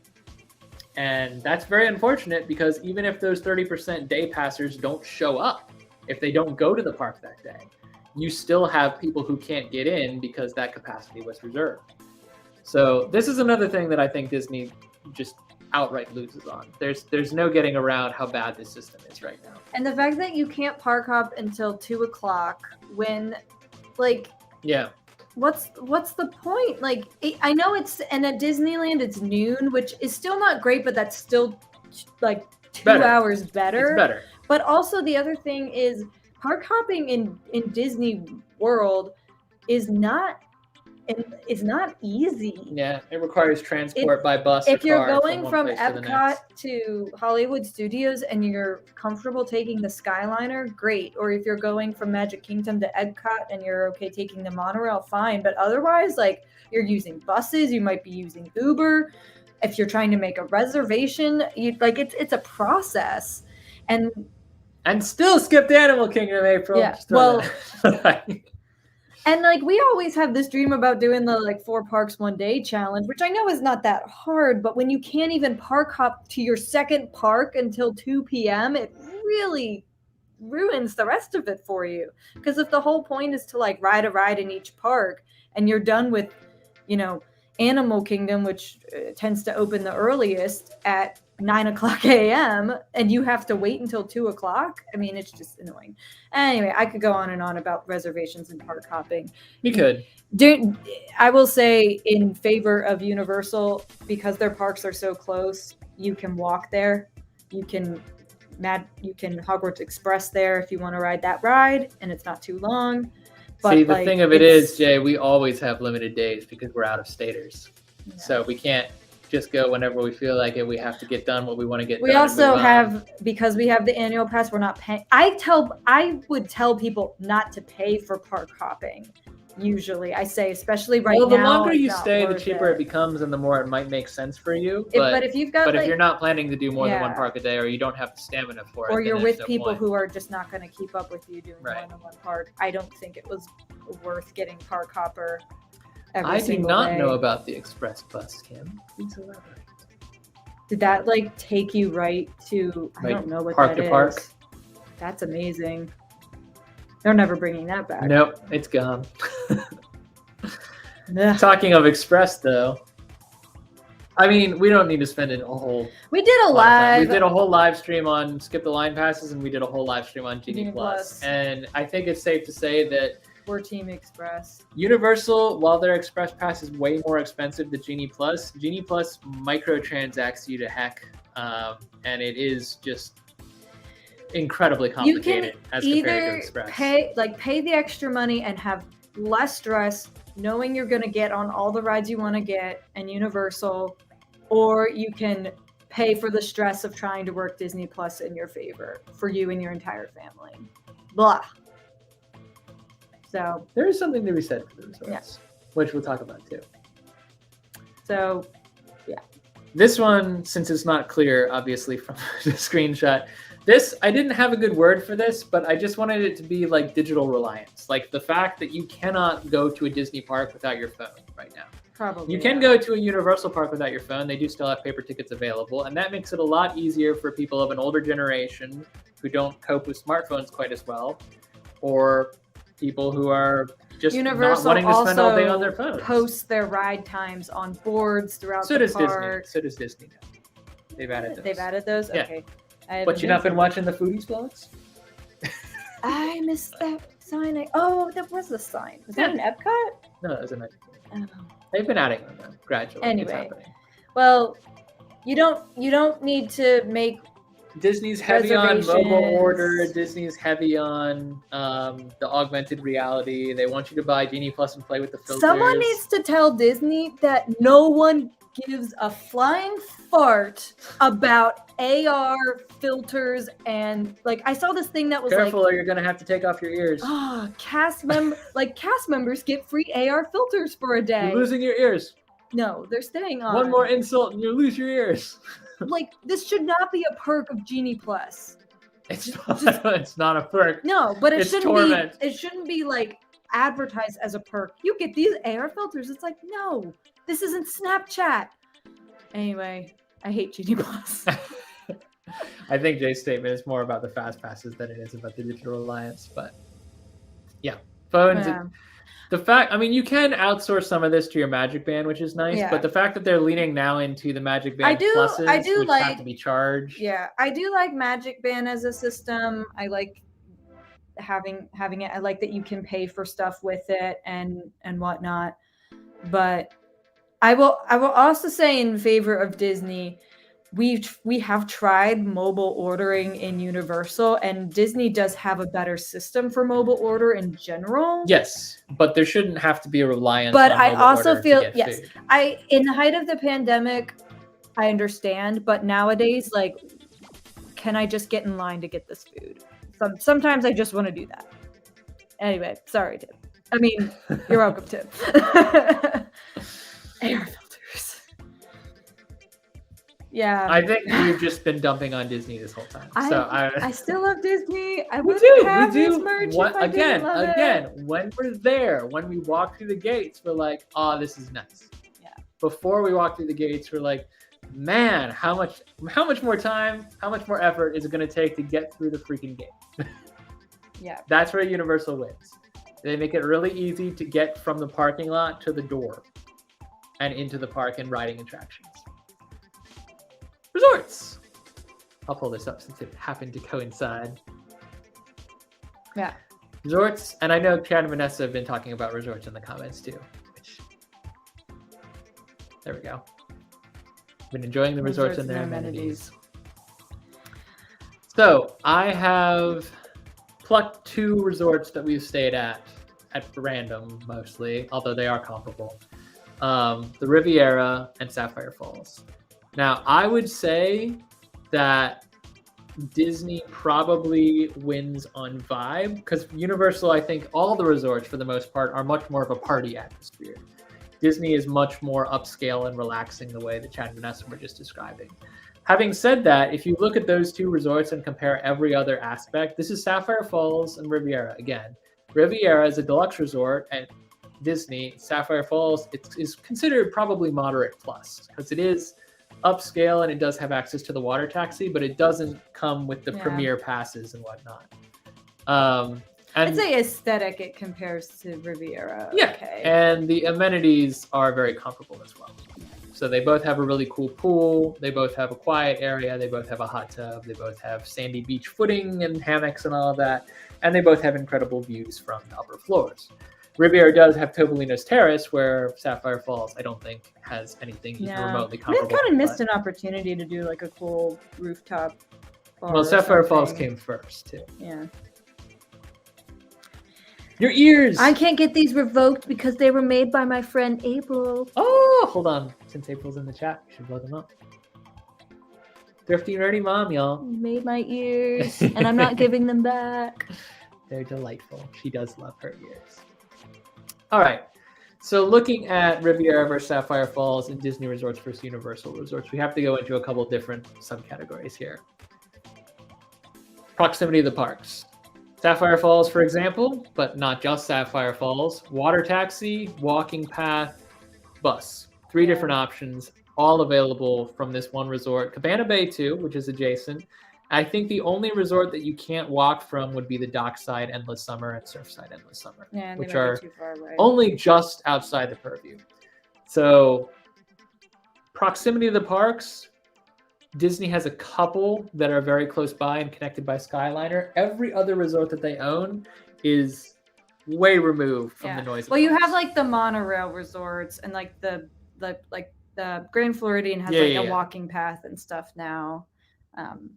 So I think overall Universal it's just a tighter resort property, so it doesn't feel as like a long trek to get back. Be getting new ears. The Muppet what? April? Oh my gosh, I'm thinking about my Muppets sweater that I have for Christmas. Oh my gosh. Anyway. I'm sorry, I'm distracted by the thoughts of Muppet ears, and my mind is just like spinning right now. A lot of people are saying now that the Disney resorts are very well themed. I will agree with that. Disney wins on theming. Absolutely. I don't really think there's a question on theming. Universal tries, and some of them can be kind of. I think Royal Pacific is very cool. I think that Endless Summer, both sides have pretty good theming inside. Yeah.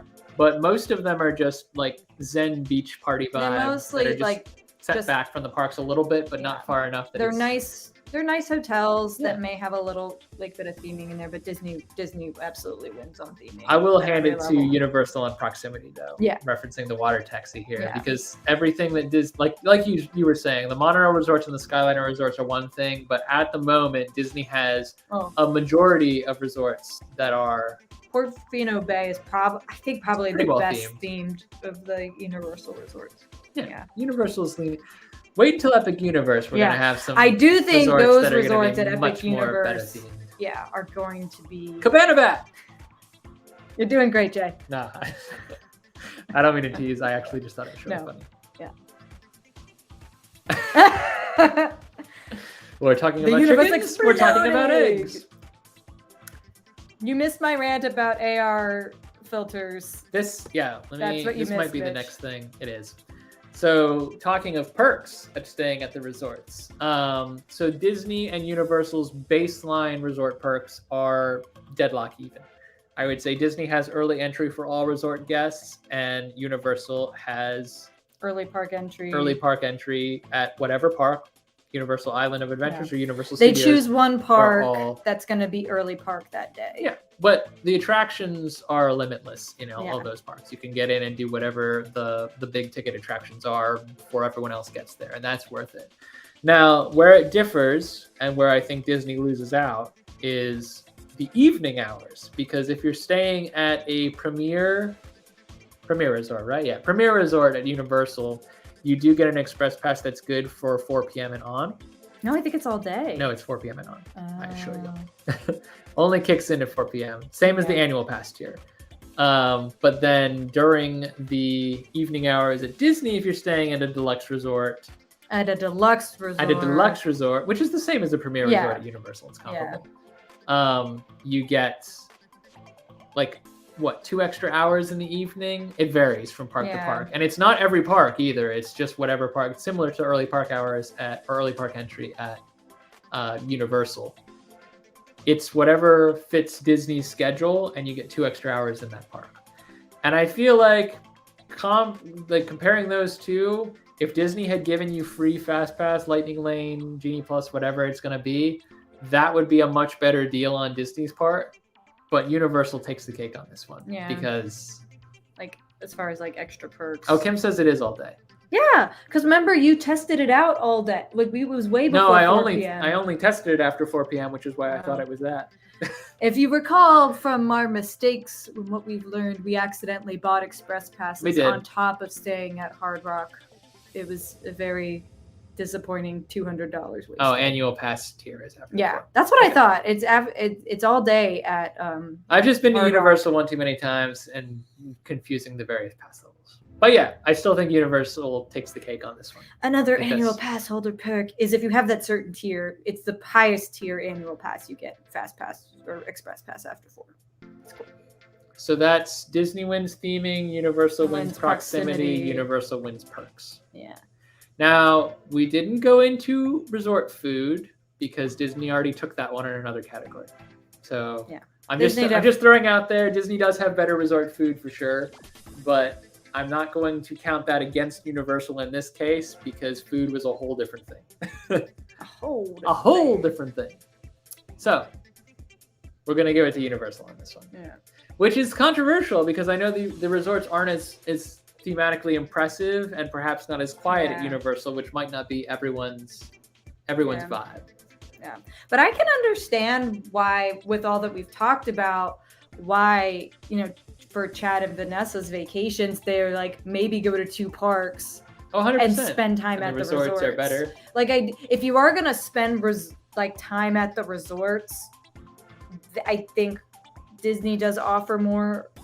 But if your point is to use the resort as a base to get back and forth between parks, I do think Universal is easier to deal with. If that makes sense. We did talk about annual pass issues. That's where Katie almost lost her ears.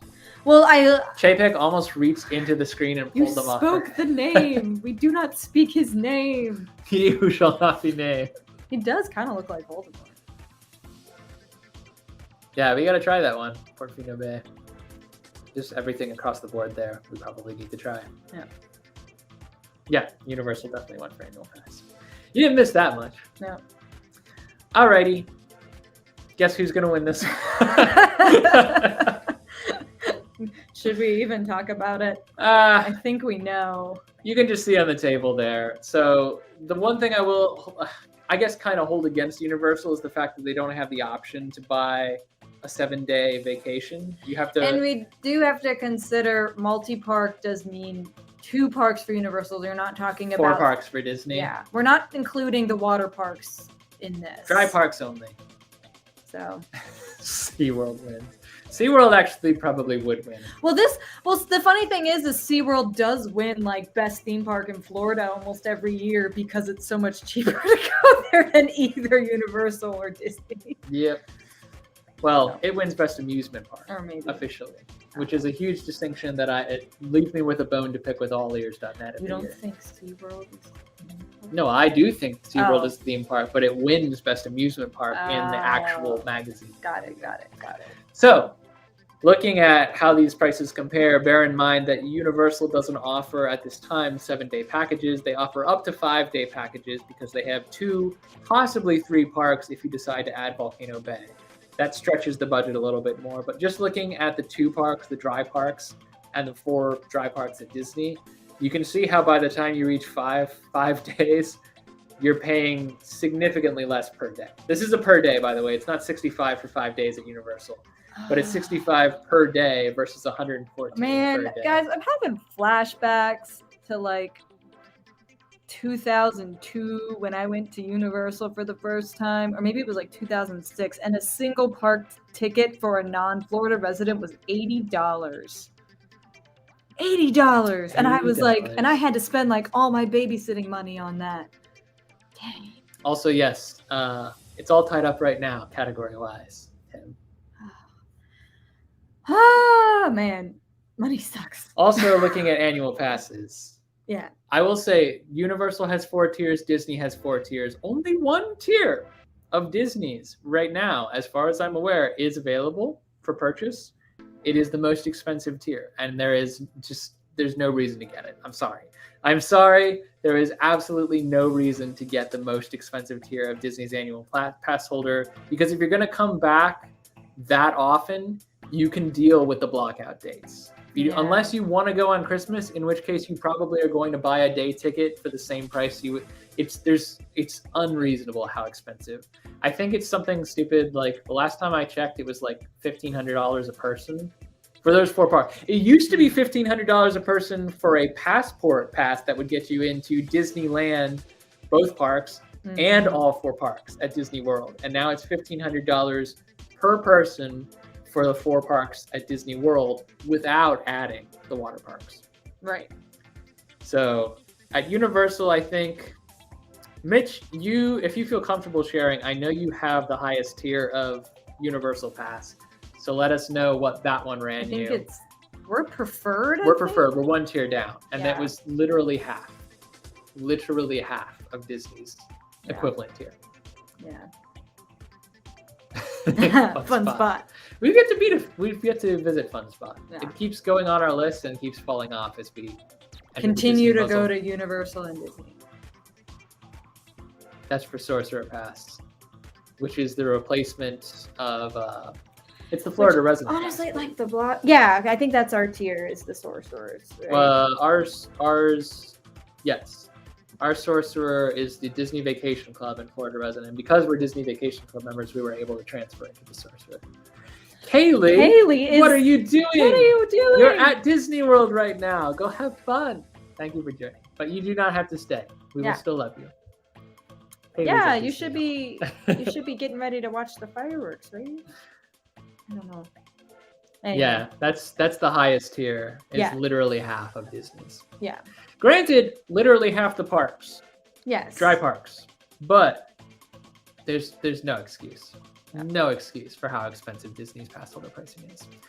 And looking at the discounts, they're equivalent for the highest tier of both. You get, no matter what tier you purchase at Disney, you're getting 15% off. But at Universal, the highest tier is the only one that gives you 15% off food and merch, and the lower tiers all give you 10% off, which is what we have. Thing of it is, most of the food and the merch that you would get discounts on at Universal isn't as expensive as Disney's to begin with. So it kind of still evens out and it works out in Universal's favor. Is this supposed to be food or pricing? This is food pricing. Oh, food pricing. Okay. Yeah. And resort pricing. Yeah. Of which Disney's is. And I know that a lot of the Florida residents in this chat know that Universal's resorts, the moderate pricing is like Disney's value pricing, and the deluxe pricing is like Disney's moderate pricing. And so it's way cheaper to stay at a Universal resort. Plus, then with the annual pass holder discounts, you save so much more at Universal than you do at Disney. Not to say that Disney's resorts aren't great. We've talked already about how the theming is extravagant. It's worth splurging sometimes. We have so many more we want to stay at. But pricing wise,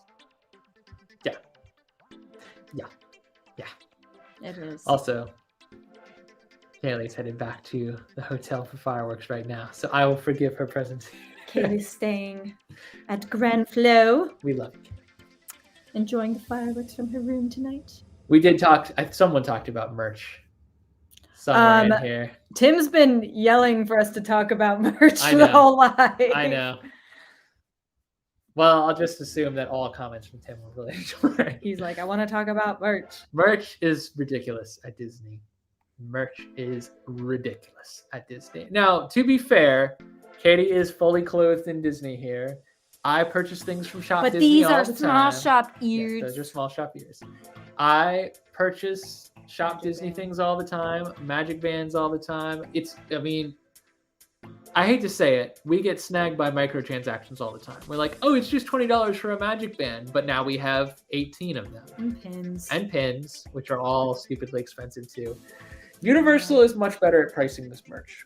I would say that for comparison, a Halloween shirt at Disney with annual pass discount came to around $35. At Universal, $26 for the Halloween Horror Night shirt that I brought home. Those are the only two I looked at because Spirit jerseys are just astronomically higher, and Disney does lean much more into that kind of branded merch than Universal does.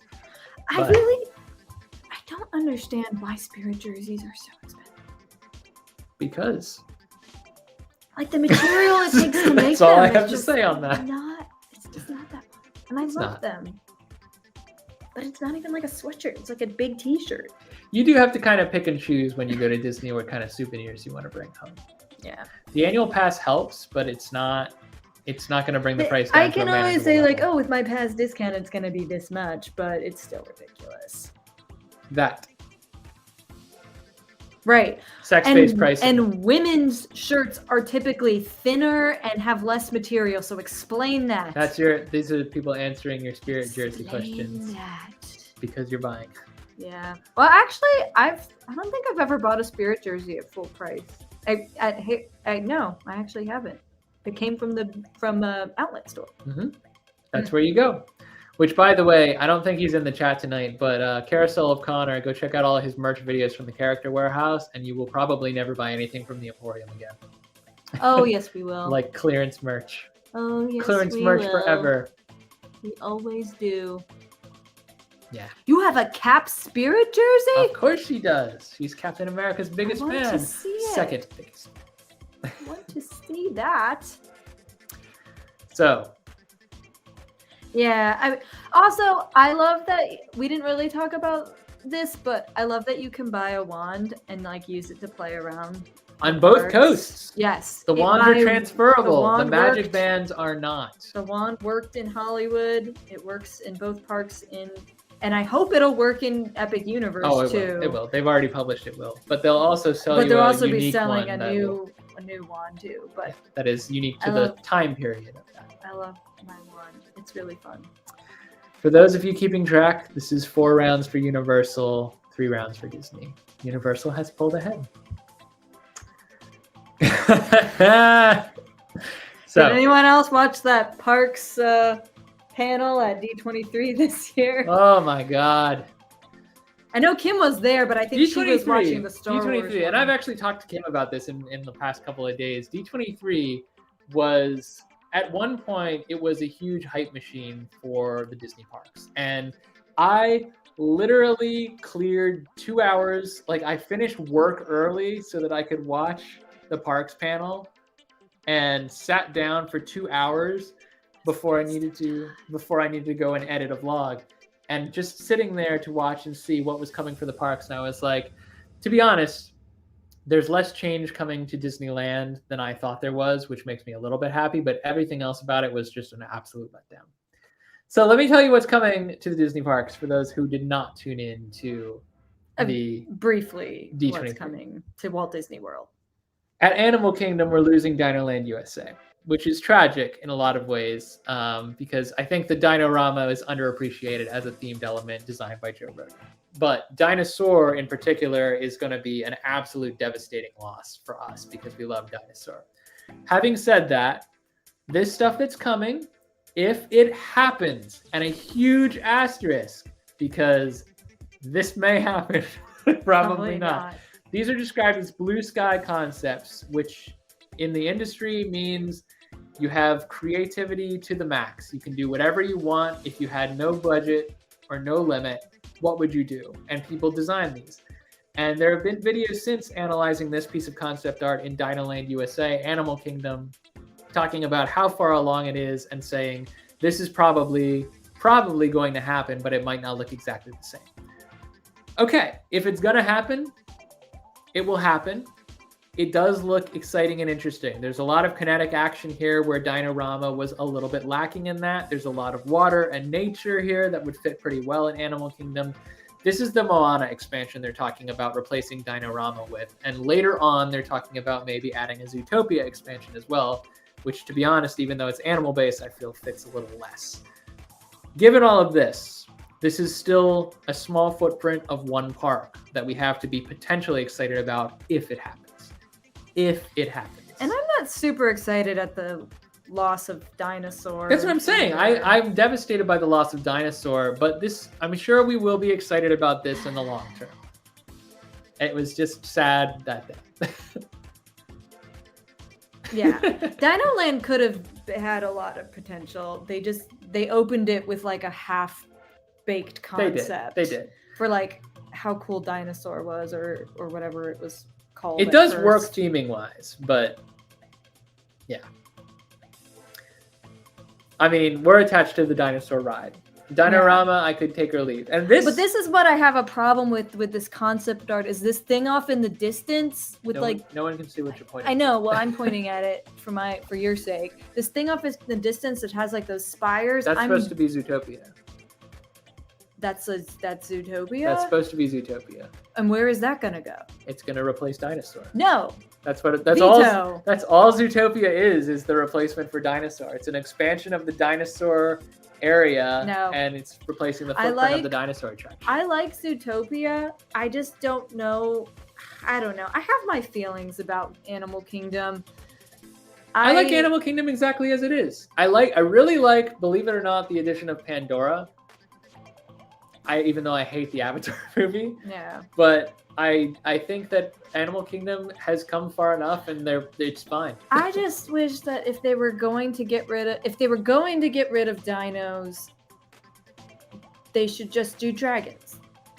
You should do a video of it. Would have, like they should have done the fantasy or the fantastical creatures. Well, it's funny you mentioned dragons, because over in the Magic Kingdom, for those who missed D23's Parks panel, they're talking about going quote unquote beyond Big Thunder Mountain and publishing and you can see how much rougher this concept art is, making it far less likely this is actually going to go through, in my opinion. But they talked about adding themed lands for Encanto, Coco, and Disney Villains. So Villains Kingdom, which was a concept originally pitched for Animal Kingdom, may actually come to the Magic Kingdom. I think Villains Kingdom was pitched for Animal Kingdom. I thought it was Beastly Kingdom. No, you're right. Beastly Kingdom. That's what I want to see. But Beastly Kingdom was supposed to be the realm where people like Scar and Maleficent would roam. I don't think so. I'm pretty sure. I think Beastly Kingdom was. That's why there's a dragon on the front of. There was a funny exchange between Katie and I shortly after that D23 Parks panel concluded, where one of us would look at the other and say, "What's beyond Big Thunder?" And we would just answer with ridiculous things. And I would say, "A churro stand." Trees. Probably a lot. A drainage pond. That's what's beyond Big Thunder. I understand they want to hype up what is potentially going to happen, but the problem is, as Kim pointed out, Tron should have opened in 2021. It should have. There was nothing stopping them from opening Tron in 2021. They stopped construction where Universal just plowed ahead with Velocicoaster. And the coasters, I'll grant you that Tron requires more interior work than Velocicoaster was ever going to. But Velocicoaster started from behind and then lacked them and reopened their brand new, and the coaster is fabulous. Tron, while I think it is going to be fabulous, they were deliberately slowing it down. But the other thing that I don't understand about Tron is they're copy pasting what's going on in what was in Shanghai. Like, Velocicoaster is a brand new concept that they had to conceptualize and build. Tron, they literally just had to. We're gonna take this here. Well, okay.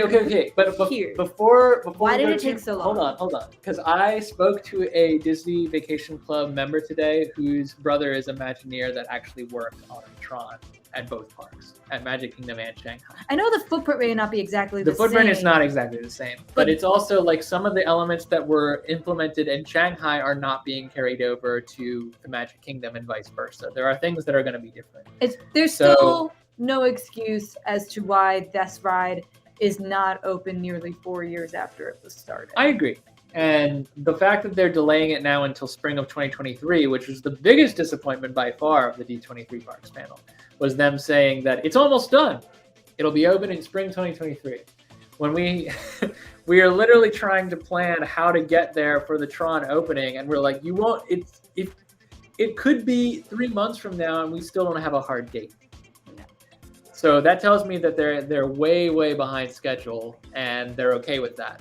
And that's going to hurt them in the long run, because for all of this that you have seen, Universal is moving at record pace opening Epic Universe by summer 2025. Not just a themed land, not just a themed area, not just a new ride, an entire new themed park. 5 different themed areas, 2 massive pads for expansion, talk of adding a Legend of Zelda area and a Lord of the Rings expansion for the future, but opening with Universal Monsters Land, Super Mario World, How to Train Your Dragon Land, which I will just live there. I will live there. And then just it's the Fantastic Beasts land. Well, it's not Fantastic Beasts anymore. It's the Ministry of Magic. Another Wizarding World They expansion. talked about doing Fantastic Beasts, and then they're like, nah, it's not very popular anymore. Let's just do Harry Potter. So Wizarding World Part 3, we'll call it. And then the Central Hub, which is going to have attractions of its own that are generic IP that the park is branding to Epic Universe itself. Plus a resort. That thing back in the back of that picture is a resort that is on top overlooking. I mean, we've never seen really anything like that as far as Universal or Disney resorts go, where the resort is integrated into the theme park like that. Yeah. Very exciting. Epic is going to blow Disney out of the water. I've said this before, and I think I've said this on different live streams even too. There's no competition. There's no competition lined up for what Universal's going to do with Epic Universe. If Disney does not time their reinventions or reimaginings or expansions correctly, they're going to lose what little business they have left from the transferring markets. Now, having said that, we've said before, we go to both parks when we go down there. We're Universal annual pass holders. What we have trouble doing is leaving Universal or Disney, which is why we've never been. We took us years to get to SeaWorld for the first time, and we've never been to like Fun Spot or Icon Park or whatever else is. I mean, there's plenty else to see out there. Yeah. So we talked about resorts too, Mitch. Disneyland is not comparable to Disney World. Yeah, I would say Grand Californian is probably. But that will be this. That will be the Helios. But I also was speaking directly to like the Universal Orlando. Like, there's nothing like that quite at Universal or Disney in Florida. So. Oh, the fountain that's being established there in front of the what's it called? Grand Helios on the permits. The tentative name of that hotel is Grand Helios, and the fountains that are being established right now they're designed to be like the Bellagio. They're like Bellagio. They are. The number of pumps you can see in the sample shots right now, ridiculous. I can't even count them. I could, but I would have to spend like an hour and a half on it, and it would not be worth it. Yeah. So, long story short, guys, Universal's an easy winner for what's ahead. Future forecasting. Now, we've been going for almost 2 hours. For anyone who's just joining, or for those who have been following all along and might have lost track, we have Disney winning seasonal events, park food, and IPs. We have Universal taking future forecast, attraction variety, exclusivity and accessibility, affordability, and controversially, resorts. Even if they didn't take the resorts category, which I know is very hit or miss, and Disney, there are things that we love about the Disney resorts that we can't say about the Universal resorts. I don't think Mickey's going to be smiling when I slide over. No, he will. Your winner between Universal and Walt Disney World, in our humble opinion. For us, is Universal. For what it offers as pass holders, as people who do like to, for the most part, go to the parks. If we were gonna say, like, do you want to have a relaxing vacation at a hotel you just want to stay at? Any Disney resort will do. But the thing of it is, if that's what you want out of your vacation, you don't have to go to a Disney resort either. You could do that at the Gaylord in Orlando is relatively affordable as compared to Disney, and it's very immersive and fun to stay at. We've seen a lot of different videos from that area. I've seen Maddie like sharpening her knives. I respect your decision. You have lost your ears, man. No. This is broadly speaking, and the answer is obviously not going to be the same for everyone because different people are looking for different things in a vacation. You should do what you like. We're looking at this as like from the perspective of people who go to both parks regularly. What's more value out of a visit that you might not make repeatedly? If you're an annual pass holder, you might have very different opinions on all of this. But and we also do enjoy most every ride type. You know, Kaylee makes a good point because of her motion sickness. Universal's rougher. Tends to do Universal's heavy on screen rides and heavy on thrill rides. And unless your kids like really love Harry Potter or Marvel superheroes or something, they might find that they enjoy the characters and whatnot at Disney more. We touched on how Disney has a ton of resorts and food options and whatnot that Universal doesn't have, but also the parks, the number of dry parks versus Universal is double, literally. I mean, we say this, and the very first time we did Universal together is Land Before Time. I love the Land Before Time. That was the first Universal time I remember seeing the Universal logo. Yep. I always think about Happy Death Day now, where it just loops the Universal logo. I will say that it's kind of nice that Universal's logo has it's updated, but it has stayed the same. Disney's kind of changed things up. I still think I will always love the OG White Castle. It's not the OG, it was from the 90s Renaissance, but most people know what I'm talking about. Yeah. We will still go to both too. We are. Yeah. We always do. We regularly go to both. We're pass holders of both. We love both for different reasons. But I think broadly speaking, Universal offers more for better value. Yeah. To families and to adults and to Disney adults even who happen to be in the area and we're looking at Universal as an option. I think that Universal is outperforming Disney right now and will outperform Disney that much more in the future as we look at what's to come. Yeah. But we still go to Disney. Who knows? I doubt it because they won't because money, but if Disney changes some practices and shapes up a little bit in some areas that they're really Disney used to be king. Disney used to be king of the Orlando area and they have lost some to Universal over the past 10 years. And I think they're going to lose more over the next 10 years. But the 10 years after that is very much to be determined. Yeah. And then some things we didn't mention. I know we've already closed the argument off, but Universal does pass holder appreciation days and stuff like that. Yep. So, but the problem, we've never gotten a Universal magnet before because they only hand them out at the at the parks themselves, and you have to go and get them. And by the time we show up, they're like, "Oh, we ran out of those 3 weeks ago, you dingus." And I'm like, "Oh, okay." So, anyway, we could go all night, yeah. and we often do. But these are our thoughts. This is how we have come to our decision. And different. hopefully, as you all, I mean, I know that most people in the chat right now are people who go to Disney and Universal both regularly or have been regularly enough to know what we're talking about. Hopefully, if you're seeing this for the first time on replay or by chance, or maybe we've helped you guys in the chat too to plan out future trips. We've given you some things to think about, and you can make decisions for yourselves on which park does what better. We're just thinking that if you're coming at this as newbies from the outside looking in, wondering what is going to offer you the better experience between the two resorts, I think that your money is better spent at Universal in the short term. Having said that, if you can afford to do both, do both. Make time for both. So, creator spotlights, y'all. Now, I don't know how to pronounce if it's Oh My or Oh Me Travels, but I caught on to them actually through one of Super Enthused. Jackie reshared one of their posts that they had tagged her in, and I actually found them to be very interesting and fun creators. So I've been following them for a little while now. YouTube vlogs and Instagram.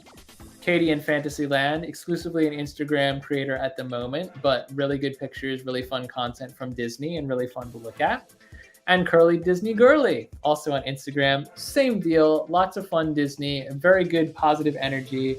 I follow a lot of creators, guys, that just like open up my feed in the morning with positivity and happiness and finding the Disney magic that just floats around where other people might not even know to look for it. I realized that either one of those tags could be me.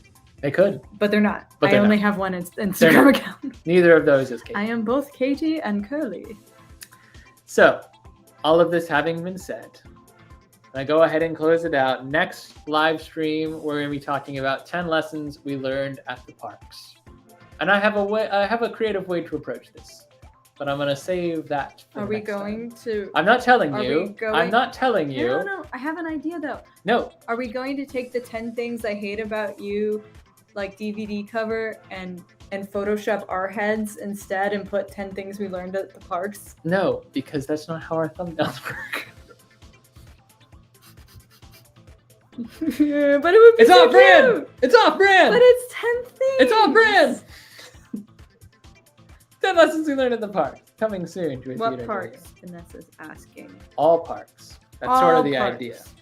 All Not parks. just Disney parks, Universal parks, Hershey Park, Six Flags. Any park All the parks. we've been to. What did we learn? These are things that I think are going to benefit theme parks. Some of them we learned and then didn't apply. Yeah, that's who we are. We never do things in the most efficient way. Mitch is very generous. Mitch is very generous. If you all need free Universal AP stuff. Well, next time they're doing magnets, I would love one because we haven't gotten 100%. a single one. You do have to go to Universal in person to pick up. I the wanted magnet. the Scarab one from the reopening of Mummy, but we missed out on that one. I would love to put it on my car. Anywho's it's guys, thank you all for joining us. We really appreciate you sticking it out. This is a long one as compared to some of our other ones. I knew it was going to be long too because we had 52 slides before we even started. 52 pickup. 52. But we appreciate everyone hanging in there with us. We hope we have been entertaining. I know we argue a lot, but that's part of our charm. We love you all. Until next time, I am Tim. I'm Katie. And every night, This new adventure. we will see you next time. Good night.